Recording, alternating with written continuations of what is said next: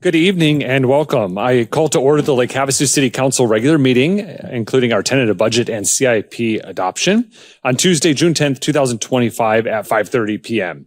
We'll now have an invocation from Mr. Michael Gagnon, followed by the Pledge of Allegiance led by Don Bitterbender and Rick Foster with the Disabled American Vets, the Lake Havasu City Vet Center. Michael?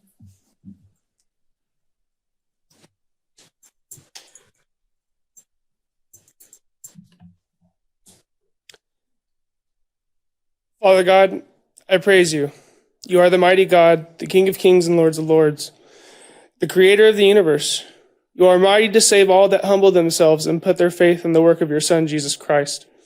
I stand in front of these members of council and townspeople and pray that your kingdom come and your will be done. I also ask that you give my brothers and sisters that sit here tonight, whether in the attending seats or the members of the council, the strength that your Spirit gives to stand by your word. For we do not wrestle against flesh and blood, but against principalities, against powers, against the rulers of the darkness of the heavenly places. Let us be the watchmen that you command us to be. Let us stand for what is right and true. Let us stand with you, Father. Praise be to the one and only living God. I come to you with these things in the name of your Son, the name above every other name, Jesus Christ. Amen.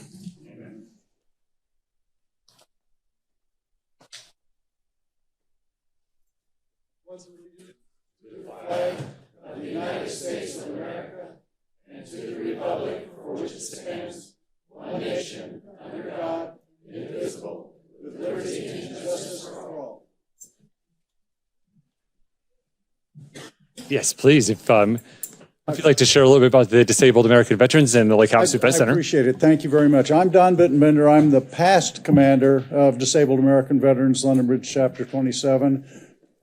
Primarily, I'd just like to explain some of the things we do. Our biggest function is to provide service to veterans who need help in filing claims with the VA for service-connected disabilities. We're located at 2001 College Drive in Lake Havasu City. As you go into the county courthouse, we're just to the left, our entrance there. The biggest thing that we're needing help with right now, if we could ask anybody that would like to be a volunteer driver for our organization, we provide transportation to veterans to the Phoenix Hospital, VA Hospital, to the Prescott VA Hospital, and we're now getting ready to start providing transportation to the community-based outpatient clinic, VA clinic in Havasu.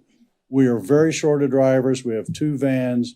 You do not need to be a veteran to be a driver, and you do not need to be a member of the DAV to be a driver. But we'd really appreciate anybody that would like to participate with us and help us provide those services to the veterans. It's a great community. They do a great thing for all the veterans. But I thank you very much, and we can be reached at 928-855-0356, or we're in the phone book. So give us a call if you need a claim help or if you want to be a driver. Excellent. Thank you very much. Yes, thank you for everything you do. Councilmember Campbell, did you have a question? Do you need a CDL license? I beg your Or pardon? you need a CDL license? No, you do not. Okay. No. What you will do, we will transport you to Prescott. You'll be fingerprinted. You need to have proof of insurance, just that you're insurable, not that your insurance is used to protect against the use of the vans.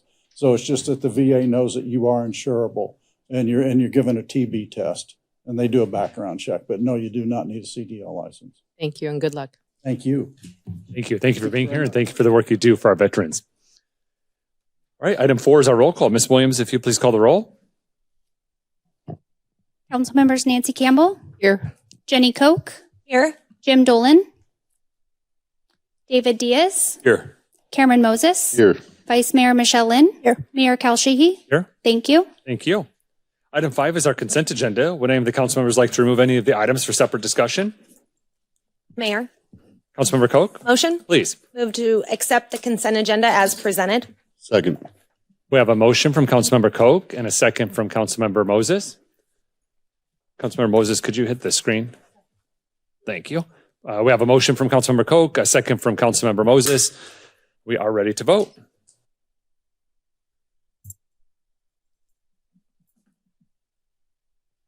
Motion carries 6-0. Thank you. Item 6 is our correspondence, communications, petitions, announcements, and the city manager report. Item 6.1 is to announce the vacancies on Lake Havasu City boards, committees, and commissions. Ms. Williams? Mayor and City Council, there are several vacancies on Lake Havasu City boards, committees, and commissions. The following is a listing of those vacancies. Board of Adjustment, 2 regular members, 1 alternate member. Parks and Recreation Advisory Board, 5 regular members. The Planning and Zoning Commission, 3 regular members and 1 alternate member. And the Public Safety Personnel Retirement System, 1 regular member. The deadline to submit applications to the City Clerk's office was last Friday at 5 p.m. However, we will continue to accept applications for any future vacancies that do come up. And applications can be found in the City Clerk's office and also online at lhcaz.gov. Thank you. Thank you.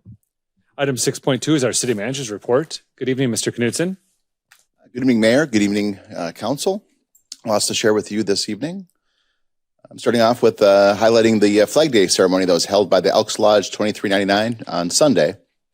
It was a beautifully organized event that honored the significance of the flag and the ideals that we stand for. We appreciate the Elks for bringing the community together in such a meaningful way. Mayor Sheehy, Councilmembers Nancy Campbell and David Diaz, along with Police Chief Troy Sterling and our Fire Chief Pete Palafis were present to represent the city and to show our support. It was a thoughtful and dignified ceremony that reminded us of the importance of tradition, respect, and community connection. Thank you to Ron Silva and the Marine Corps League for the pictures. Lake Havasu City is proud to support the 2025 Moving Honors event, a national tribute honoring EMS and air medical providers who died in the line of duty. With no permanent EMS memorial, a new installment of the Tree of Life is created each year and displayed during the Weekend of Honor in Washington, D.C. To ensure families and colleagues across the country can pay their respects, the memorial now travels nationwide as part of the Moving Honors procession, now in its 4th year. This effort is made possible by Global Medical Response and supported by thousands who make the journey meaningful. We're honored to be part of this tribute and thank Chief Palafis for coordinating its visit to Lake Havasu City. On June 7th, Lake Havasu City proudly proclaimed Cancer Survivors Day with the London Bridge lit purple in honor of all those who have faced a cancer diagnosis. This meaningful day served as a tribute to the courage, strength, and resilience of survivors, as well as their unwavering support shown by families, caregivers, and of course, our community. A cancer survivor is defined as anyone living with a history of cancer from the moment of diagnosis through the remainder of life and today. More than 18 million survivors live in the United States. Mayor Cal Sheehy, Vice Member Michelle Lynn, and Councilmembers Nancy Campbell and David Diaz attended the Celebration of Life breakfast hosted by Cancer Care Resource Team, representing our city with care and compassion as we honor the journeys of so many in our community.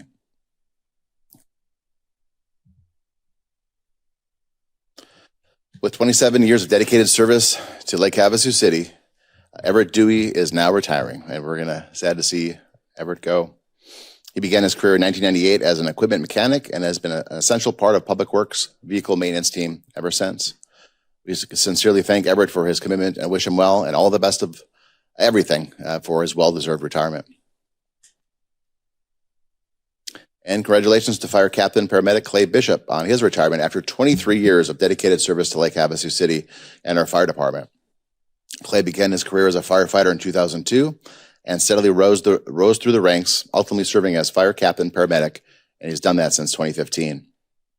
His leadership, his experience, and commitment to public safety have made a long-lasting and impact on the department and the community. We thank Clay for outstanding service and wish him all the best in his retirement. The Coffee with the Mayor and City Manager meetings will pause for the summer. We'll have no meetings in July or August, and this brief hiatus provides an opportunity to regroup and plan for meaningful discussions when the series resets and returns in the fall. These monthly meetings will resume in September, continuing on the regular schedule, which of course is the first Friday of each month at 8:30 a.m., held right here in the council chambers. We look forward to welcoming our residents back in September for more open dialogue and community engagement.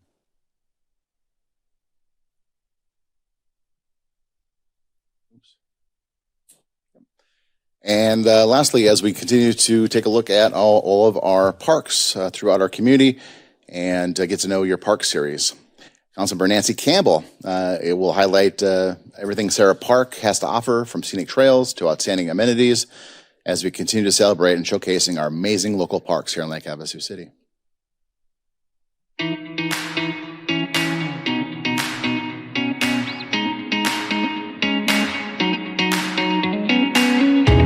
Hello, I'm Nancy Campbell, your Lake Havasu City Councilwoman, and I'm here to show you an incredible gem in your backyard, Sarah's Park, a recreational paradise. If you want to take it easy, we have picnic ramadas, a covered playground for the little ones, and plenty of restrooms for your convenience. But let's not forget about Dillon's Dog Park, a 2-acre park for our furry friends, featuring separate fenced areas for small and large dogs, grassy areas, and walking paths. It's an excellent spot for bonding and relaxing with your dog. Are you a nature lover? Dust off your hiking boots and grab plenty of water, because you can start at the trailhead. The Crack in the Wall Trail, also known as Sarah's Crack, is absolutely incredible. This 5-mile round-trip trail will take you through some of the most stunning desert landscapes. The views along the way are truly breathtaking. So come to Sarah Park on Deb Campbell Parkway off Highway 95. Enjoy hiking Sarah's Crack, cowboys bouncing off a bull's back, and racers battling to beat the track. My family, Dot and Deb Campbell, along with myself, want to thank all the partners, the city, the county, and the state, who made what I believe Arizona's most beautiful park.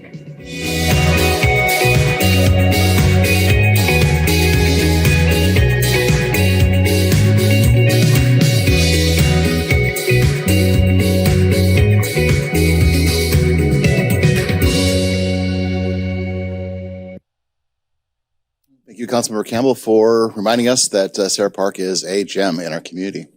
And with that, Mayor and Council, that concludes my report for this evening. Thank you. Thank you, Mr. Knudsen. All right, we'll move on to item 7, which is our public hearings. During each of the next 12 items, there will be an opportunity for citizens to engage with the City Council on those items. If you are here for one of those items, we do encourage you to engage at that time. There will be a call to the public at the end of the meeting where citizens can address the council on anything within the jurisdiction of our community, but we can have a two-way conversation at that time. So again, we encourage you to have that during the public hearings. When you are speaking to the council, we ask that you just address the council directly, and there will also be a time indicator box on the screens throughout the room for that public testimony. We'll start with item 7.1, which is a Series 12 liquor license for Locos Bar and Cocina at 150 Swanson Avenue. Ms. Williams? Mayor and City Council, Lisa Marquez has applied for a Series 12 restaurant liquor license for Locos Bar and Cocina located at 150 Swanson Avenue. All posting requirements have been met, all fees have been paid, and no objections were received. The location is properly zoned for a Series 12 restaurant liquor license. Happy to answer any questions, and the applicant is also in attendance tonight. Thank you. Are there any questions from members of the council for Ms. Williams or the applicant? All right, this is a public hearing, but anyone would like to address the City Council on this item? Seeing none, we'll close the public hearing. Bring it back to council for discussion or possible motion. Yeah, Councilmember Diaz? I'll make a motion. Please. I move to recommend that the Arizona Department of Liquor Licenses and Control approve a Series number 12 restaurant liquor license for Locos Bar and Cocina, 150 Swanson Avenue. Second. We have a motion from Councilmember Diaz, a second from Councilmember Moses. Is there any additional discussion? Seeing none, we're ready to vote.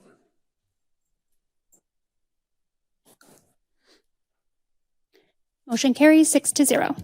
Thank you. Item 7.2 is ordinance number 25-1363, amending Lake Havasu City Code Section 9.30.070, construction of building and projects to revise start hour for concrete pouring and summertime dates in accordance with the new state law. Ms. Gary? Good evening, Mayor and Council. Last month, the governor signed a new law regarding construction noise. This bill contained an emergency clause and became effective immediately. The new law requires a municipality may not enact or enforce any noise ordinance, rule, or regulation that prohibits any general construction activities between May 1st and October 15th of each year between 5 a.m. and 7 p.m.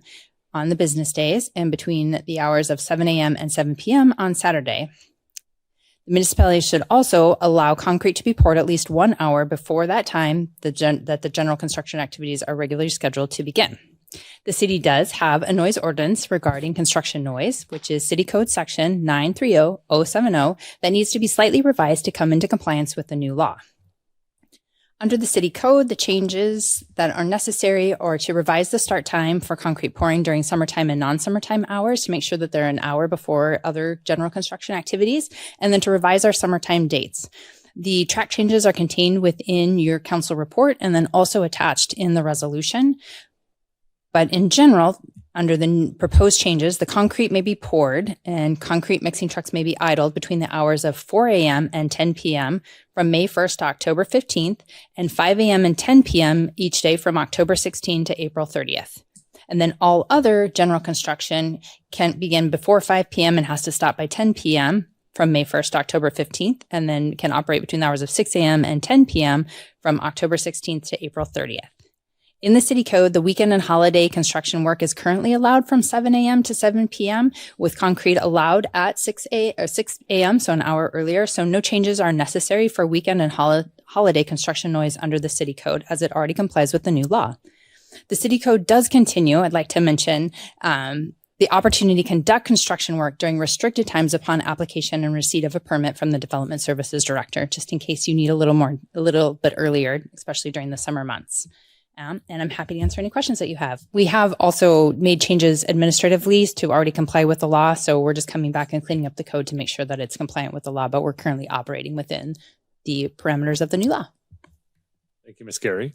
Are there questions from members of the council for Ms. Gary? Any comments before we open the public hearing? All right, this is a public hearing. Would anyone like to address the city council on this item? Seeing none, we'll close the public hearing, bring it back to council for discussion or possible motion.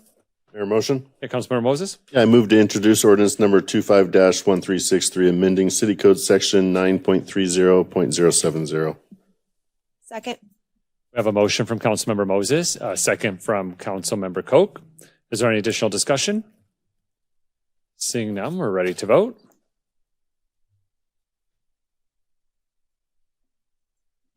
Motion carries 6-0.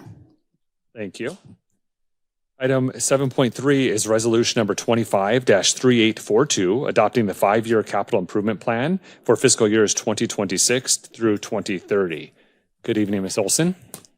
Good evening, Mayor, council members.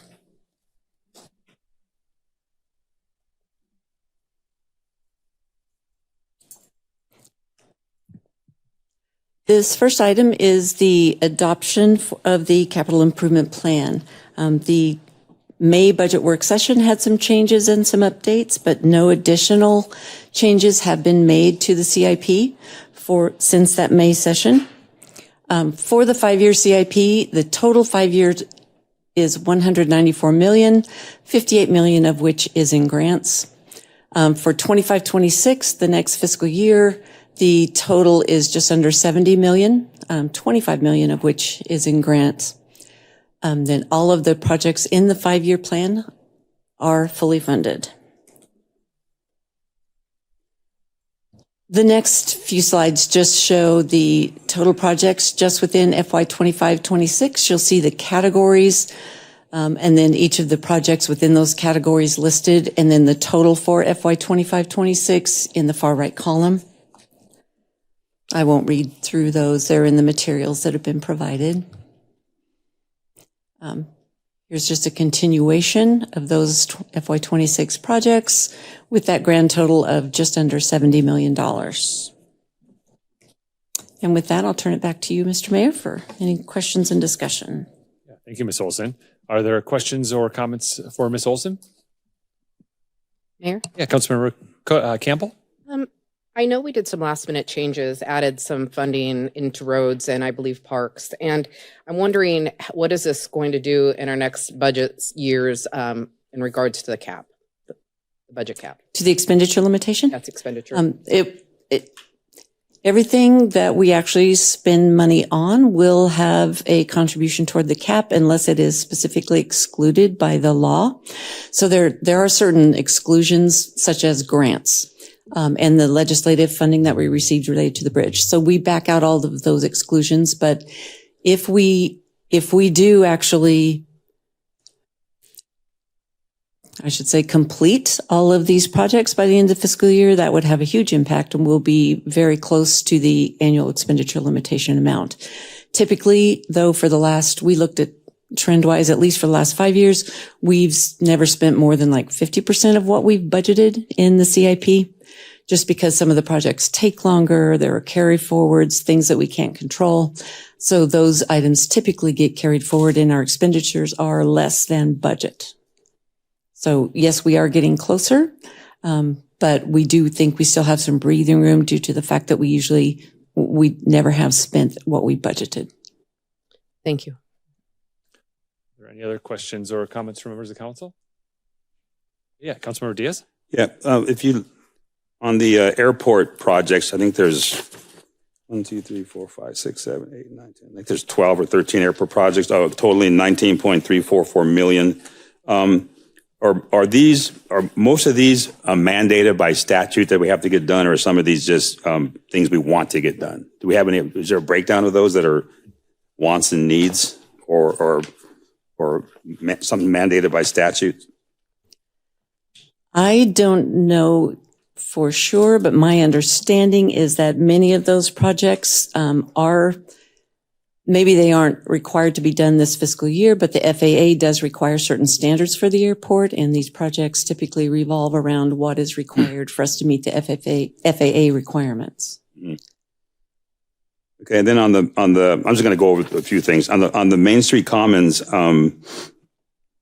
There's some money there that I don't understand where it's at. There's $975,000. I can't find it anywhere where it came from. So maybe we could clarify that if either mayor or city manager or yourself know where that came from. Of the total of the $4,675,000. I know originally it was $1 million of ABC grant money, and then we got a lot of grants prize money, and we got a lot of grant money that we got. Luckily, we received, which is great. I appreciate that, but I see some money there that I can't account for. That's just one question. Do you want me to answer that? Yes, please. First? Yes. That money is money that council actually set aside in the FY25 budget, in the current budget we're in. If the FY25 capital improvement plan shows the general fund amount of $975,000, and that was a placeholder depending on what we could accomplish and what our other donations we might receive. None of it has been spent, but it is just being carried over into FY26, just as it was listed in FY25. So that's where it came from. If I can jump in real quick, Vice Mayor Lynn showed me right before this hearing or this item started. She has the 25 book, but it doesn't show the 975. We have and it looks like an electronic CIP booklet from last year. Yeah, it was part of the agenda packet that I believe was sent out for that budget hearing. For FY25, the final budget book that was produced based upon what council adopted, it is in the FY25 budget book for $975,000 general funds for FY24-25. Okay. Yeah, we're looking at the documents for the work session, so that must have been based on the direction we gave. We don't have the actual budget book. So I don't have the presentation with me. But, it's in the final adopted budget. Yes. Okay. All right, and then a couple more. At the last council meeting, unless I'm wrong, I thought we had talked about looking at some grants to add to that $2.5 million that we're setting aside for the swimming pool. Are we applying for those, or are we holding off on those? What are we doing with that? I'm just curious. Mayor, Councilmember Diaz. Yes. At the last council meeting, we talked about the RFQS for a design build solicitation for us to receive design build documents. Design and build, yes. Yeah, a design build. So all at once. So that is the direction that the staff is going in terms of conversations about grants. I've had conversations with individual council members outside of the council meeting about acquiring grants. And so if that's what you're referring to, I could address some of that. There was a somebody in the community that passed along a note about there are grants at Arizona State Parks and that they could be used towards the pool. And the response was, yeah, we're very much aware of those grant opportunities. And the deadline to apply for that particular grant had passed, but we had applied for that grant for park amenities and park improvements. And if we received that grant, we could utilize some of those funds towards the second pool if that's the direction the council went. But in the time since the last couple of weeks, no, we have not been able to secure any grant funding. I don't think we're going to secure them that fast, but are we taking steps forward to? Always. You're gonna see, Councilmember Diaz, you're gonna see on the budget here in a little bit. We were successful over the last couple of years of effort, and we're very, very proud to put on the agenda for this evening a $3 million grant, approximately, grant for replacing potable water with effluent water at up to 3 of our city parks. So a lot of effort to receive that kind of funding and grants. So we're always looking for outside dollars to better utilize our existing funds here within the city confines. Main Street Commons, $2.7 million in grants we received for that, and then additional grants that are part of these conversations. So remember that the budget document is a plan. So it's a plan in terms of what that looks like. Because there are general fund dollars allocated for a particular project does not mean that we necessarily even spend the money or utilize general fund dollars for it. If we have a document that's approved by council, that helps us receive grants moving forward. So a document that's supported, that's adopted by council, then allows us to try to replace local taxpayer dollars with outside grant dollars. Does that help? Yes, it does. And then Fire Station 7, I know we have it 25, 26, $3 million. Are we estimating that that's going to come in at budget or below, or is it going to spiral? Do we think it's going to go more than that? I mean, it's a kind of open question, but I've heard some things that, so how we, is that looking pretty solid, that $3 million number? So the $3 million number you're referring to, Councilmember Diaz, was the number that we added to the original budget. So that takes the total. Do you have that number off the top of your head, Ms. Olson? The revised capital improvement plan worksheet for the Fire Station 7 brought that to $4.5 million for FY26. And then a little over $4 million for FY27. The one that we handed out on May 15th, if that helps. All right, that's good. I'm good right now. And if you had further questions related to the airport question, our airport manager, Rob Kane, is here if you would like a little more explanation on that. I'd just like to clarify if that 19, because it's almost $20 million. How much is being mandated that we have to do to keep the airport up to speed, or is it just how much is this wants?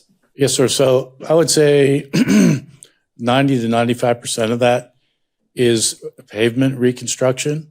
So the airport's 30 years old, or more than 30 years old now. And so when the PCI reaches a certain level, that's when the FAA would support that grant. Yeah, the great news, Pavement Condition Index. Yeah, what I've learned on my time on the council is that when it comes to airport capital improvement projects, nearly 92% is all grant funded and has to meet certain criteria to even be able to move forward. So. Right. All right, thank you. Yes, sir. Are there other questions from members of the council? Ms. Olson? All right, this is a public hearing. Would anyone like to address the city council on this item?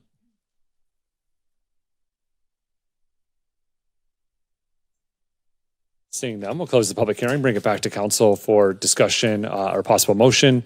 I'd just like to reiterate one more time that, this the CIP is just a plan. So all of these items, generally all of the items over $100,000 certainly will come back to council for further discussion and review prior to them moving forward. But as Ms. Olson indicated, about 50% of these items are not going to make it, but we have to have a funding source identified with each of these projects so that we have something. Now, if there's another grant that comes in or another opportunity, we certainly can explore that as well. So this just kind of gives the overarching plan for CIP over the next 5 years with a more specific focus on the next fiscal year. Are there any comments or questions or entertain a motion? Yeah. Mayor? Councilmember Koch? Motion? Please. I move to adopt resolution number 25-3842, adopting the 5-year capital improvement plan for the period of July 1st, 2025 through June 30th, 2030. Second. We have a motion from Councilmember Koch, a second from Councilmember Moses. Any additional discussion? Seeing none, we're ready to vote.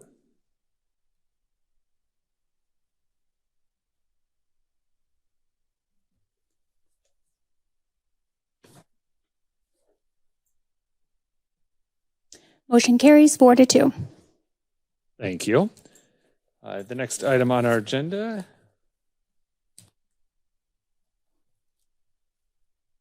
is resolution number 25-3843, adopting a tentative budget for fiscal year 25-26. Ms. Olson? Thank you, Mayor.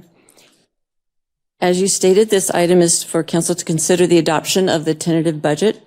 And this presentation is relative to the state budget forms that have been included in your agenda packet. So this presentation matches what is in your agenda packet and the materials provided.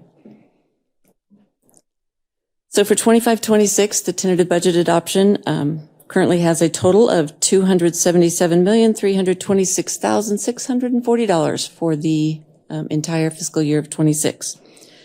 The items within this amount can be changed and the amount can be reduced, but once the tentative budget is adopted, the amount may not be increased. So it's very important that council is comfortable with the total budget, the total tentative budget. No changes for this presentation have been made since that presentation at the May 15th budget work session. Some highlights of what is in there currently. The property tax rate is remaining the same. The assessed valuation did increase overall for properties within Lake Havasu City. So there will be an increase in the amount of property tax revenue collected, or the levy that's collected. The additional amount due to the AV increase is about a little over $313,000, with new construction accounting for an additional $116,000. So the total increase in the revenue or levy is just over $430,000. We have included again park amenities of $500,000, just as we did in the FY25 budget. This budget also includes the implementation of the computer-aided dispatch, or the CAD system, in the police department. The infrastructure and capital maintenance that is included is to help us try and catch up a little bit on the deferred maintenance issues that we still need to address in the areas of city facilities, vehicle and equipment replacements, and then we have some funds in there for additional information technology and cybersecurity, overall security functions within the city. And then we do have an amount in there as presented prior for the implementation of the classification and compensation study.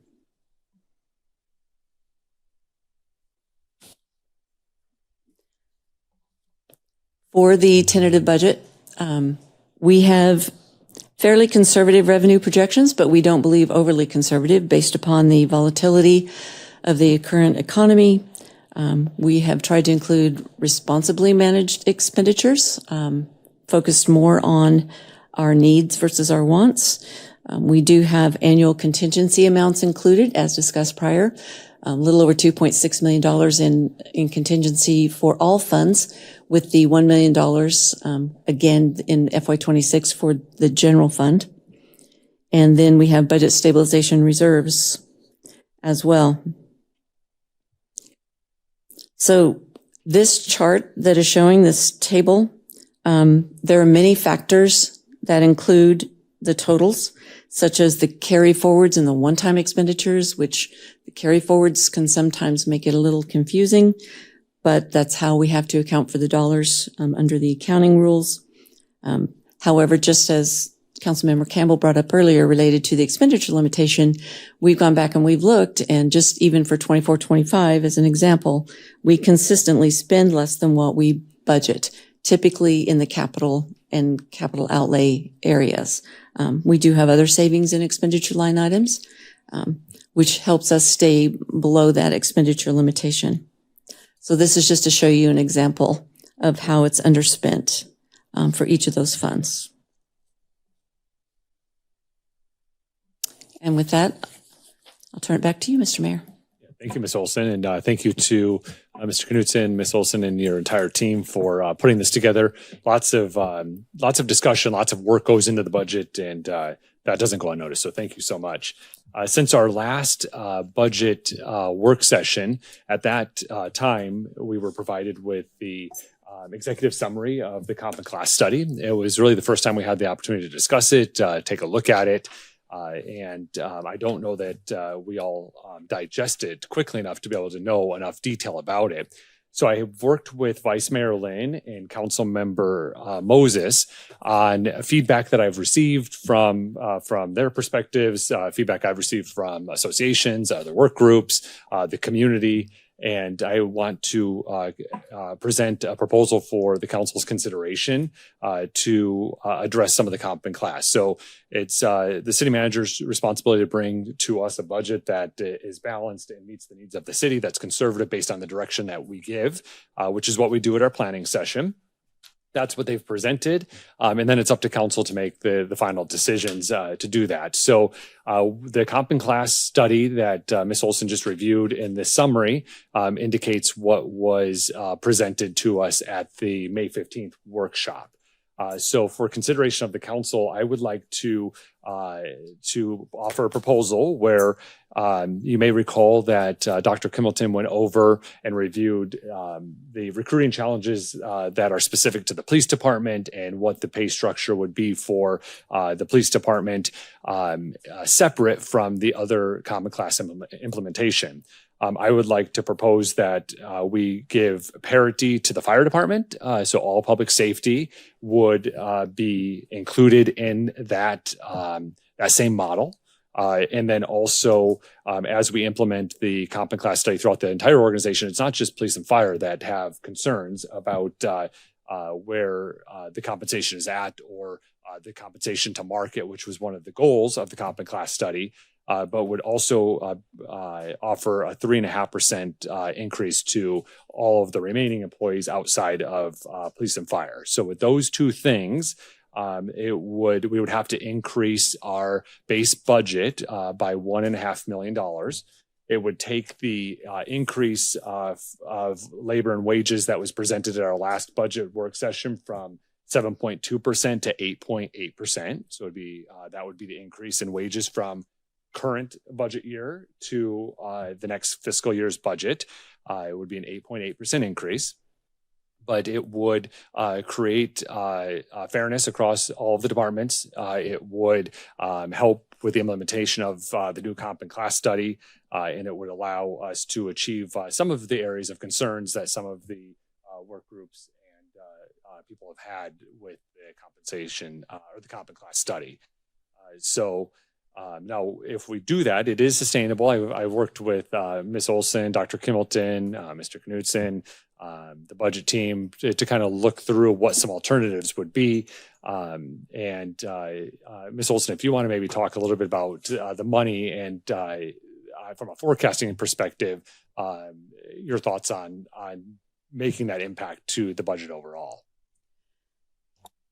Basically, we took a look at what we had projected for the 5 years, and there was a small portion of additional revenue over expenditures in FY26 that was going to roll into fund balance to help fund the compounded impact to the salaries and wages in the future years.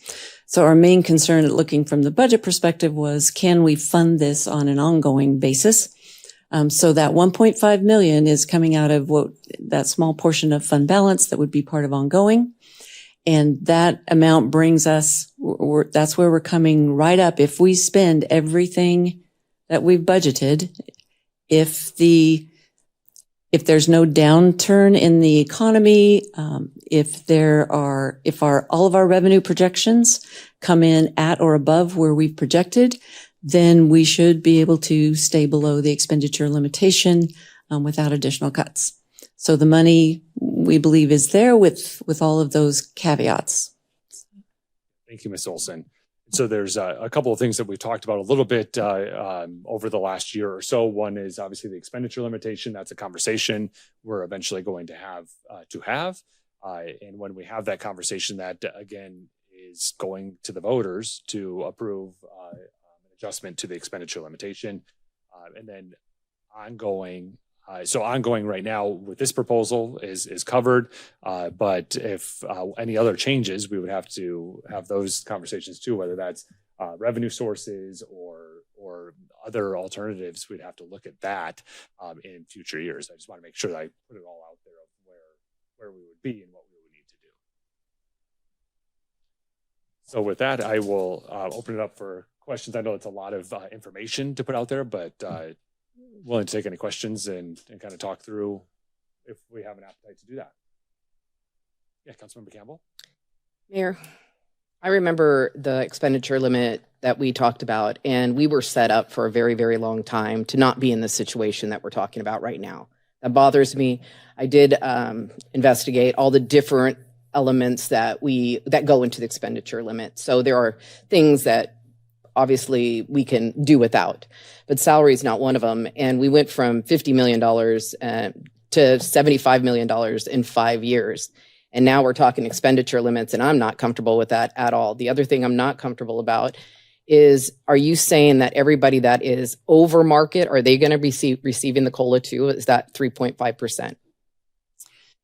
I may have Dr. Kimmelton talk to that. As far as any individuals being over market, I think that she could better address the market comparisons information that you were provided. Okay. I was just wondering, are they getting the COLA as well if they're over market? Good evening, Mayor and Council.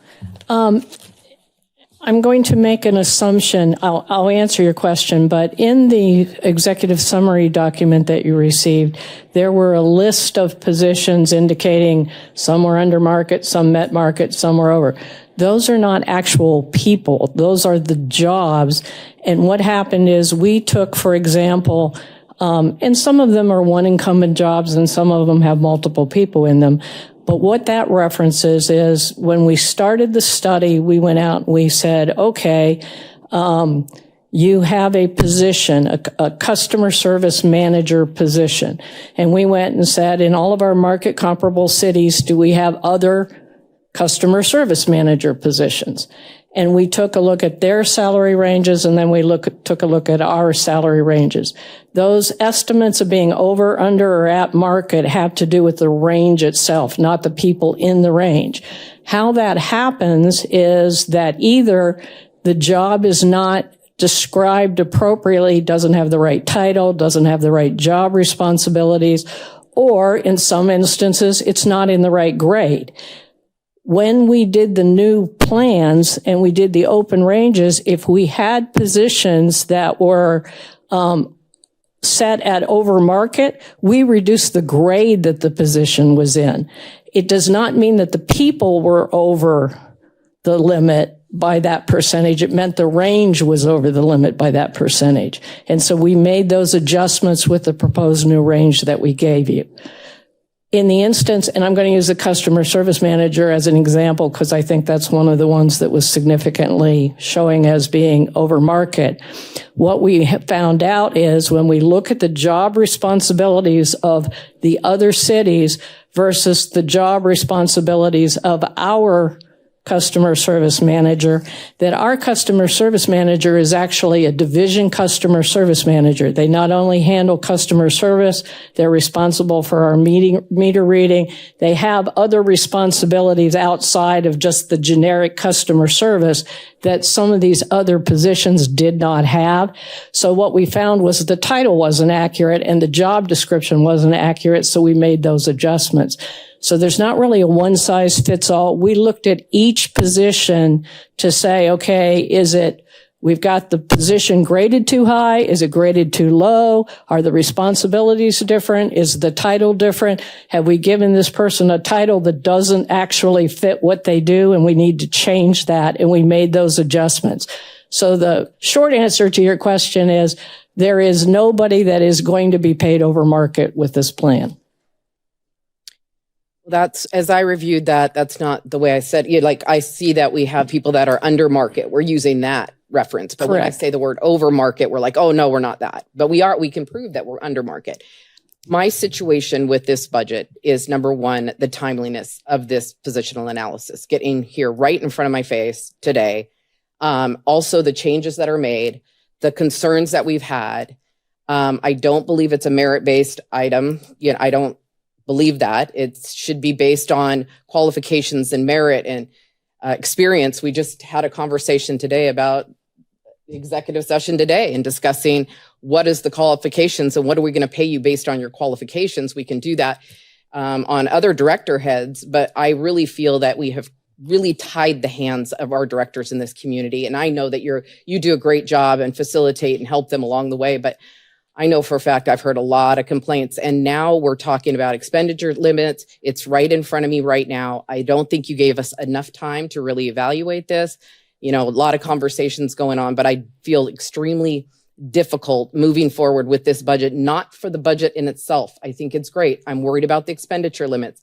I'm worried. I almost like we should have had a workshop to discuss all of this. But it seems like we got the positional analysis and then we're doing a tentative budget, and it just seems too much. And I'm the one that has to push the button, and I'm not going to be the one that's going back to the citizens and asking them for more money, because we just went from 50 million to 75 million, and we still didn't meet the needs of the people that we really, really discussed, which is the retention issues. That's the firemen, the police department, the ones that we train young, and those kids are going to just want to leave. And all that money that we're spending training them, I know every one of my kids said they were going to move out of town. They were born and raised here. We're going to move out of town. We're going to live someplace else, but they all came back here to work. Fortunately, we were able to help them financially, but this is really concerning to me. And I said it in the last meeting that these lower, the pay scale seems to be way off. And I looked at them all and I reviewed them all, and I'm very concerned about it. So I made my statement, very, very disappointed. I don't like it that it's right here, right now in my face. I know. Thank you, Councilmember Campbell. Just for the expenditure limitation, that's just setting the base numbers. It's an arbitrary piece of state law. It has nothing to do with money. We're not going back and asking for money. It's just to be able to spend the money that we already have. So in this budget, this still is a budget with no tax increases. There is the revenue increase based on assessed value and new construction on valuation, but the rate would remain the same for the 8th budget year should this budget be adopted. So the expenditure limitation just says, citizens, are you okay with the city spending the money that we're already collecting to this new rate? And that's all that is. It's not asking for more money. It's not asking for tax increases. I don't disagree with your statements about the information on the positional analysis or comp class coming quickly and then getting feedback after our work sessions have already occurred. So we did have the workshops, and so the feedback I've been getting and engaging with some of my colleagues on the council, as well as other folks throughout the community, is all based on that. And that's why I bring this proposal. So does the proposal that I'm offering right now fix everything? No. But does it start to address fire? Does it start to address the retention in the police department? Yes. Does it start to move us in the right direction? Yes. Does it get the plan implementation as we move from a step system to an open range system? Yes. So it checks a lot of boxes that we can really be proud of the budget when we're done with it, because it addresses those concerns. And then we start those conversations through Mr. Knutson and his team starting in July to ensure that they have something to present to us for our planning session in January. And with all due respect, I understand that you've had those discussions and you've been looking at it and you've been involved in it all, but you're asking me to vote on something that I know nothing about. Yeah. And that's the part that I'm having a hard time with. Nope. I'm a data person. You guys have got to realize that by now. I dig deep. I want to read. I want to talk to people. I want to pick up the phone. And I don't feel like I have that. Yeah, no, fair. And so I think that just to give some reassurance to all my colleagues on the council, so today is tentative budget adoption. So if you accept the proposal that I'm offering today, we would set the budget number at that. Should you not, after you then now have the next 2 weeks before final budget adoption, have concerns, have issues, we can reduce the budget, but we just can't increase it. So this gives us the ability to set the limit today, meet the state statute, And then should you not be comfortable, when we come back for final adoption, we would have options, but we will not have options on final adoption if this doesn't pass tonight to address it and for all of you to have the opportunity to engage with stakeholder groups and feel comfortable about what it is doing. In no way am I trying to surprise any of you. I just, by state law, I don't have the ability to meet with all of you outside of a meeting. So Vice Mayor Lynn and Councilmember Moses reached out to me and expressed concerns and an interest to do something. And so that's why I stuck with them to work through these challenges as we go through. So I absolutely appreciate what you're saying, Councilmember Campbell, and I would feel the same way. And so just knowing that the tentative is to set that limit gives us that flexibility. And then should we elect or you have additional feedback, final adoption, we'd have that discussion then. Well, at this time, again, I appreciate you saying that if we're going to put it in there and then it's final, I'm telling you right now, I don't like the process. I don't like the way it went. I think next year that this should never happen to any of us up here, that this last minute $288 million, I mean, huge budget here. Biggest I've ever seen. So, and I understand that if we bring in money, we obviously should spend it. We have infrastructure issues and police fire. I absolutely want to spend it on our staff. There's no doubt I do. But I know for a fact that we've got to be very mindful of this and to just assume that we're going to be fine. When I saw that number since I've sat up here, went from 50 million to 75 million, and we still didn't meet the needs of what we meant to do. That bothers me. Yeah, no, I appreciate it. And they also, just for the expenditure limitation, just so we have the full picture, the investments that we've made in infrastructure, so in roads and other infrastructure, also is going against that calculation. And so as we spend that now, what I heard, and I'm not trying to put words into Ms. Olson's mouth, is that we just have to recognize the expenditure limitation. We're not in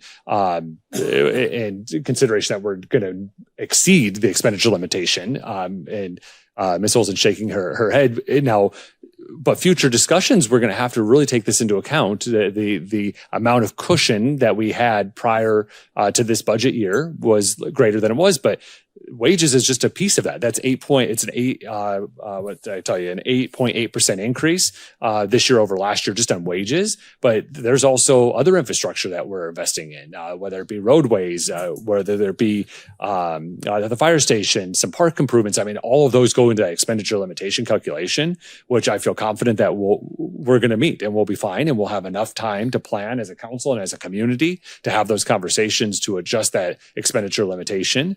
And in my experience in 2018, when we did this, the citizens understood what we were doing and overwhelmingly supported it because we're investing in the priorities that they set and they tell us. So. Well, what concerns me is when she said, I was looking at that comp and class report, and it doesn't seem like it gives proper data, because I truly see Lake Havasu City, this is where we're at. There's this over here, this. So again, the information is not what I saw many people that looked like they were over market, and I saw some people that were way under market, and I have a problem with that. And again, it's not mine. You guys brought it to me, you presented it to me, and now you're telling me to vote on a $288 million budget. And that's very concerning that comp and class was still, I don't think after 5 years, correct, even after increasing the budget 50%. Yeah, I completely appreciate it. And I had the same exact thoughts you did on the executive summary about the paying under market and above market. And Dr. Kimbleton and I probably have had the conversation 10 times about it because it's not that. It appears that it would be, but it's just not. I mean, it doesn't associate with people at all or positions. Well, we just used it for our own executive session. We used that number. That number was really important to us and how we're going to pay our executives. Different strategy. Yeah. Different strategy on that. Yeah. Vice Mayor Lynn? Mr. Mayor, I know this might be a silly question, but because we did get all this new information, and yes, you and I have discussed it, but in all respect for the other council members, not having to stall voting on this, but can you table this and we can discuss all these changes? And if I remember correctly, and I had requested it when we did this in 2020, we got different options that were presented to us, which we didn't get this time, and that's fine.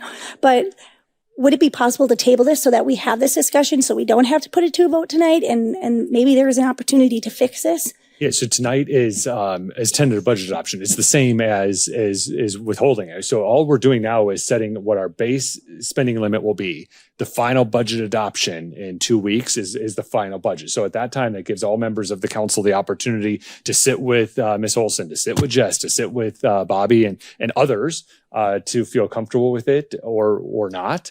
But we're just setting the base limit. But we would, if we table it, we're going to miss marks based on state statute to have a budget in place by July 1 and give certainty to our team members as well. I mean, there's another component of this is we need to give certainty, not just from a wage standpoint, but from a program of work standpoint. Without an approved budget, there's no ability for them to take the RFSQ for the pool and turn it into a opportunity to have money there to build the pool. I mean, so it's basically what you're asking for, Vice Mayor Lynn, is happening with the approval of today, because nothing's set in stone except for the top tier number. I hear what you're saying. I think that just the fact that all these numbers were thrown out today, that for us not all to discuss it in a work session or an agenda item or whatever that looks like. And I understand what you're saying, but to not do it in the open public, that we're all having the same discussion, that what he hears and what I hear are the same, because he may hear something different than I hear, that if we could just stall that and we all do it together, because I don't know what the ending result's going to be today. What if it is, a split vote tonight, we're going to end up in that same boat. So this is giving us a little bit of room to work. That's why I was just asking if we can do that. Yeah, it's but we're here to have the discussion. I'm available all evening, and so ask any questions you have of me, and our team's here, and we can answer the questions. Again, we're just setting a top limit, and then when it comes down to final budget adoption, if there's not the comfort level or a different change, I mean, it just takes a motion to make and for folks to vote on it, and that can move. Mr. Knudsen, did you have something to add? Mr. Mayor, yeah, just for clarification, how cities and towns adopt a budget in Arizona is largely dictated by state statute. So for us, even to have the meeting and have the conversation in a public venue on city council, this date had to be advertised several weeks in advance that this conversation was going to take place at this time. So kind of keep that in mind in terms of what that looks like. We do the tentative adoption is up for council's consideration, and then the final adoption comes before council, like the mayor indicated and other councilors indicated, in 2 weeks. And then July 1st is right around the corner. So for the city to be able to spend dollars in the next fiscal year, it has to be done through this process that's identified by state statute. It has been for many, many decades, and all cities and towns in Arizona follow the exact same process. There is, in terms of emergency clauses and things that can take place, but I just want to make sure that we understand that the state statute dictates this process in terms of the advertisement and how the council can have these conversations in a public forum. Thank you.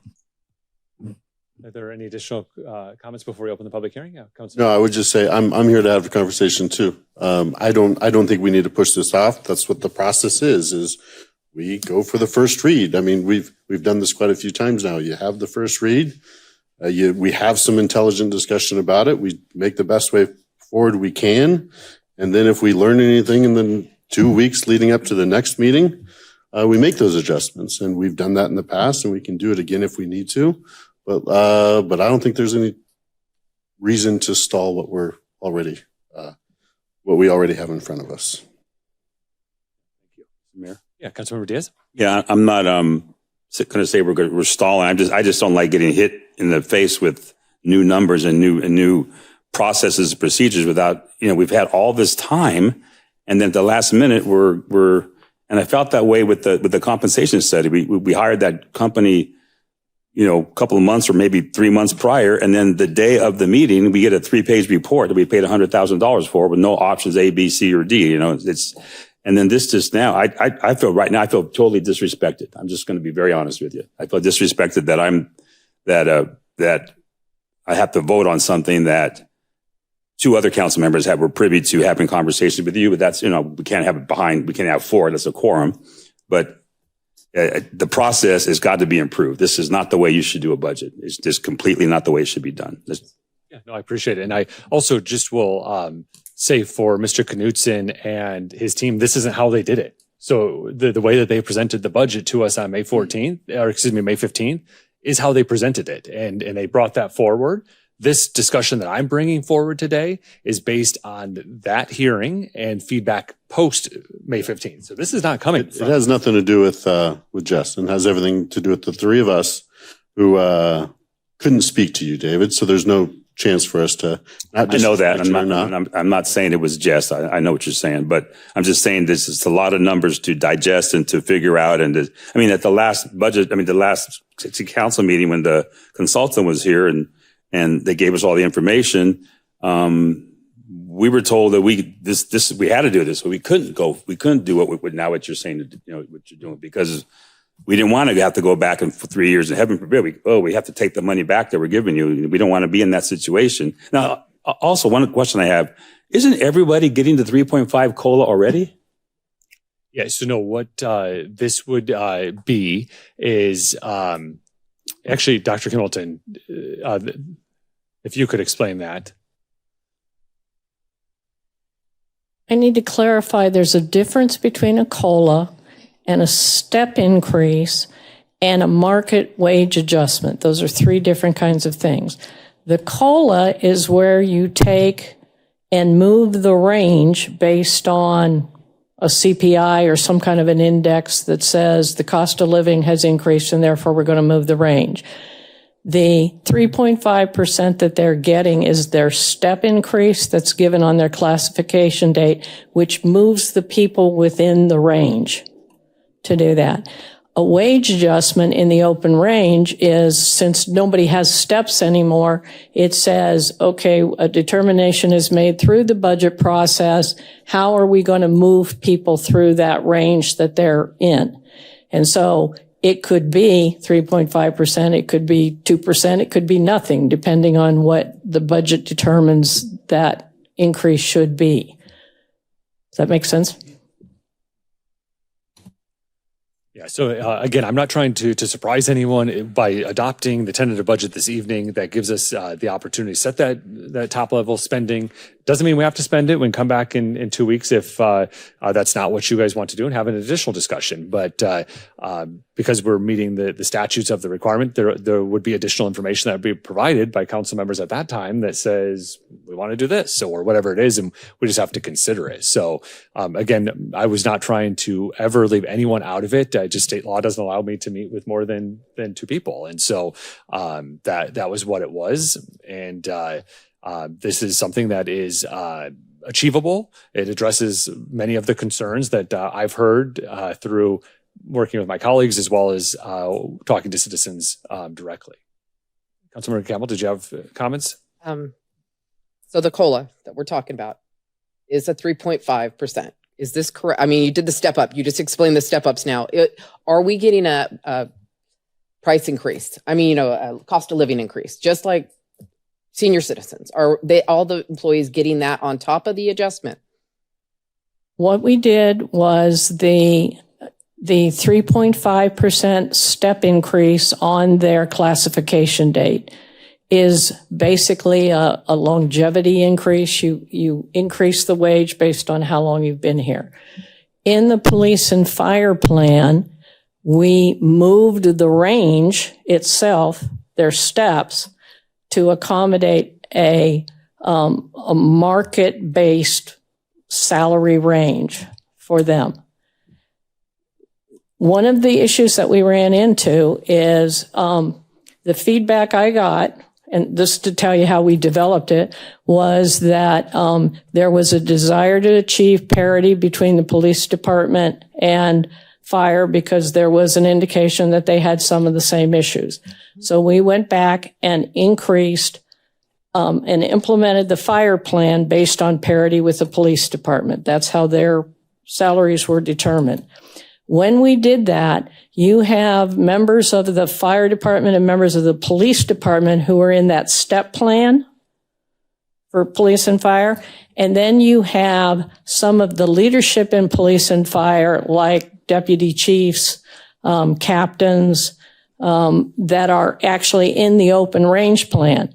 So part of the adjustment we made was to take into account that if we adjusted people in the step plan, they were going to be earning more than people that were supervising them that were in the open range plan. So we, in the sense of fairness across the city, we made a 3.5% wage adjustment, not a COLA. We didn't move the range. We just moved the people to accommodate, to allow that differentiation between those people in those positions and people in the step plan. May I ask the chiefs, are they happy with this? Say yes. No. Well, we also have, we can open the public hearing and see what citizens have to say, and then we can get feedback from the chiefs. I think they're probably hearing about it too, right? I mean, so they're digesting information as well. Yeah. Mr. Mayor, can I ask a quick question? So I'm learning about all this step stuff that's different in this world. Are there other departments that are doing those steps? Do they do the steps, or is that just fire and police? Just fire and police. What I'm hearing is we have people in fire that they have to move I don't know if I'm going to use the right word. They're moving their step down. They have to move a step down to fit in that range, correct? So if you're at a 5, you got to go to a 3, right? No, what you're referring to is we have a designation of steps, 1, 2, 3, 4, 5, up through 11, in some cases 9 in other cases. The number of the step has psychological significance to people in police and fire, but the value of the step is the thing that even though your number may go down, the value of that step goes up. That's the question I asked. Yes. So I guess when it's open to the public, I don't know. I'm not a firefighter. I'm not a police officer. I don't know. How does that feel? Like, how does that feel? Like I'm going from here to here, but I'm getting paid more. I would just like to know how that feels. And is that happening both in the fire and police, or? It's happening in both, and I will tell you that is something that is of concern to them. However, the only solution to that is to give everybody a step-for-step increase. Mm-hmm. And that was we initially presented that was over a $5 million spend. And I think that everybody agreed that that's not an affordable solution. So I remember having that discussion, but I thought that if we were doing that already with police, if we were going to do that in fire, I thought that it was a different amount. I thought it was a much smaller amount. I can't remember what number it was. I thought it. No, what we have done is we've taken everybody and we've placed them on the next nearest step to what their current wages are. Then we had moved the range.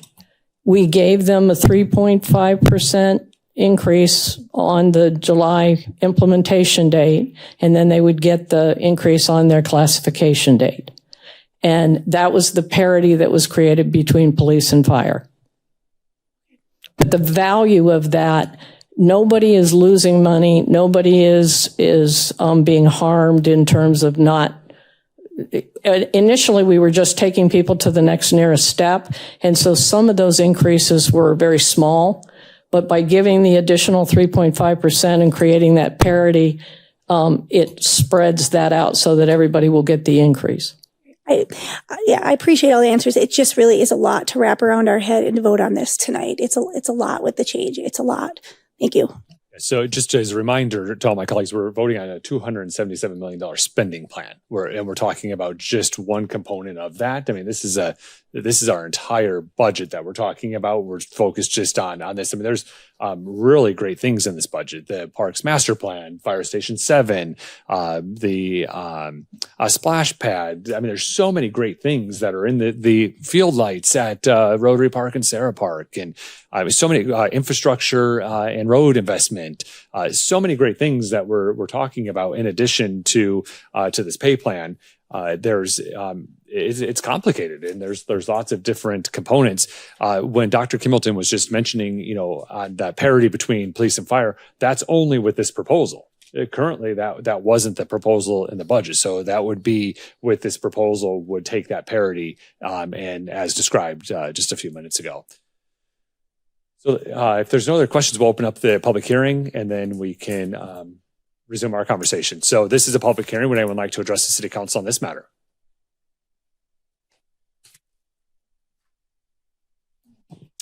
Hi, Joan DeZero. Good evening. I used to do this for a long time in my career in private industry, so it's a little different in municipalities. But in listening to the doctor, The things that struck me as a citizen of the city is she did a very comprehensive study. She's looked at this thoroughly on your steps. It's very complex when you're trying to do, we always would like more money for the employees.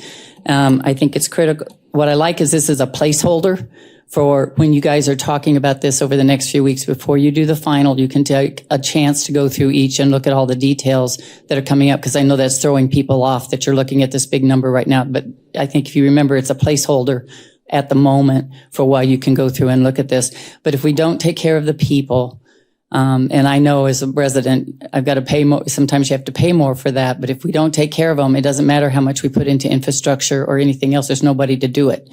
So we want to make sure that the employees are taken care of reasonably. We don't want to overpay, but we want to make sure they're getting reasonable. I think the plan that I've heard tonight, all the studies I've listened to over the last few weeks, I think that this is a reasonable plan. And I think it does help beginning to address some of the concerns that Havasu has with underpayment of employees. Thank you. Thank you.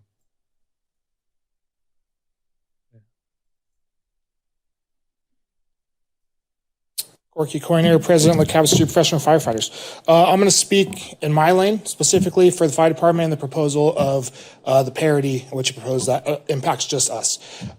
So on that, in hopes that we will move in that direction and that you'll provide that to us, I just want to say thank you to council members for your attentive review of the data that we were able to provide to you regarding the class and compensation study and impact on our fire department employees, our recruitment, and our retention. Your guys' proactive steps to address these dynamic challenges are vital for ensuring equitable pay and supporting our department's mission to serve and protect our community. This is a crucial first step, and while much work remains, we are moving in a positive direction through collaboration and a shared commitment to the greater good of both our employees and the community that we serve. I believe you're looking for me to give you a little something. I don't want to get too far into the weeds, but to explain the step system and I guess the significance of it. As an employee, as a firefighter, as a police officer, you come in day one, you're brand new, you're a step one guy. You're green. You're just figuring this thing out. And then you go to step two, and that means you're a little bit more, right? And you move up in that direction. So you get to that top step, and that exemplifies that you've been here, you have all the knowledge, training, and experience, and you've reached that peak, right? And so that's what that signifies to us, is we all want to get there. We want to be that guy that reached the top, and the pay represents that you are the tip of the spear. And so that's how that kind of portrays there. So the concerns, and we understand that we can address that, is due to the financial constraints, right? Is that as you slide down there, you're no longer representative as the tip of the spear guy, right? Like, so now that's a concern that you slide backwards and that you're being paid the same as the guy that maybe has only been here for a couple of years. This plan does work to try and prevent a lot of that compression. Again, I'm not putting down what you guys are. This is a good first step. This is a positive direction. It is moving us in that direction. We still have work to do, but we do support, again, in my lane, the fire department section. Not that I want you to go anywhere, but if a firefighter right now is reducing themselves from 5 to 4 or something, and they decide to move on, does that affect your career? Like if you move somewhere else, or what step you were moved down to if you went somewhere else? No, generally speaking, steps are specific to your department agency. Okay.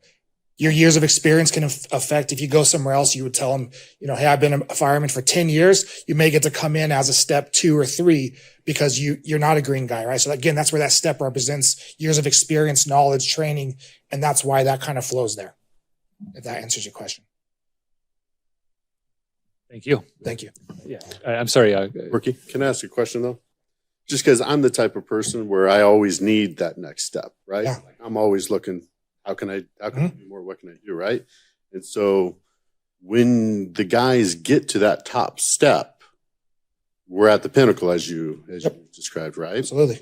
We won't ever complain that we're stuck at that top step, will we? That's not a thing. No, you want to remain at the top step, but your wage can't remain the same because neither does the cost of living or anything else, right? So as cost of living goes up and everything moves, and that's where you have COLAs. So yes, everyone wants to get the top and everyone meets each other at the top, right? So compression at the top is not a problem. That's where we're all reaching. That's where we're all striving to get to. Now, our top step can't be the same as it was 20 years ago, right? We can't say that you reached the pinnacle 20 years ago. That scale does move, and that's why you have those cost of livings, and it moves Let's up. be clear, what we're proposing is not a COLA. You're asking for an extra step, right? I'm not asking for anything. I am supporting what was proposed, which was parity with the fire department, with the police department, which does provide us. It moves us in that direction. It does move the whole scale an entire 3.5%, which was one of my concerns. I shared with you guys that the scale was already on the low end. The scale was already too low, and so this is actually moving that scale up a little bit by 3.5%. And it's putting the guys there, and everyone is sliding backwards. So this moves us back up towards where we were recognized before for our training experience, time on, longevity, however you want to shape it. Okay. Does that answer your question? Thank you. Yeah. Thank you. Would anyone else like to address the city council during the public hearing?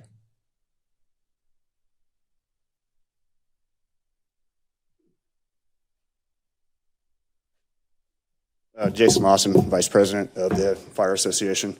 Again, I just kind of want to reiterate what Corky was saying. I think this is the right step, at least going in the right direction to start solving the recruitment and retention problems that we are seeing within the fire department. Personally, I want to thank the council members that have reached out to us, have talked to us, and have tried to become a little bit more informed on our stance of it. I also want to thank City Manager Knudsen as well as Dr. Kimbleton. Both of them have at least given us that voice and allowed us to talk and allowed us to have those conversations with you folks.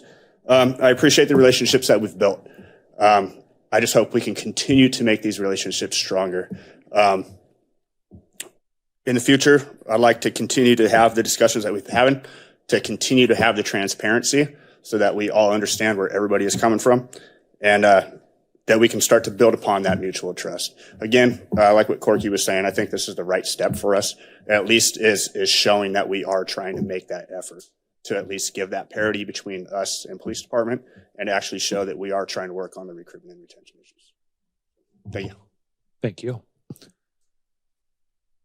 Would anyone else like to address the council on this item?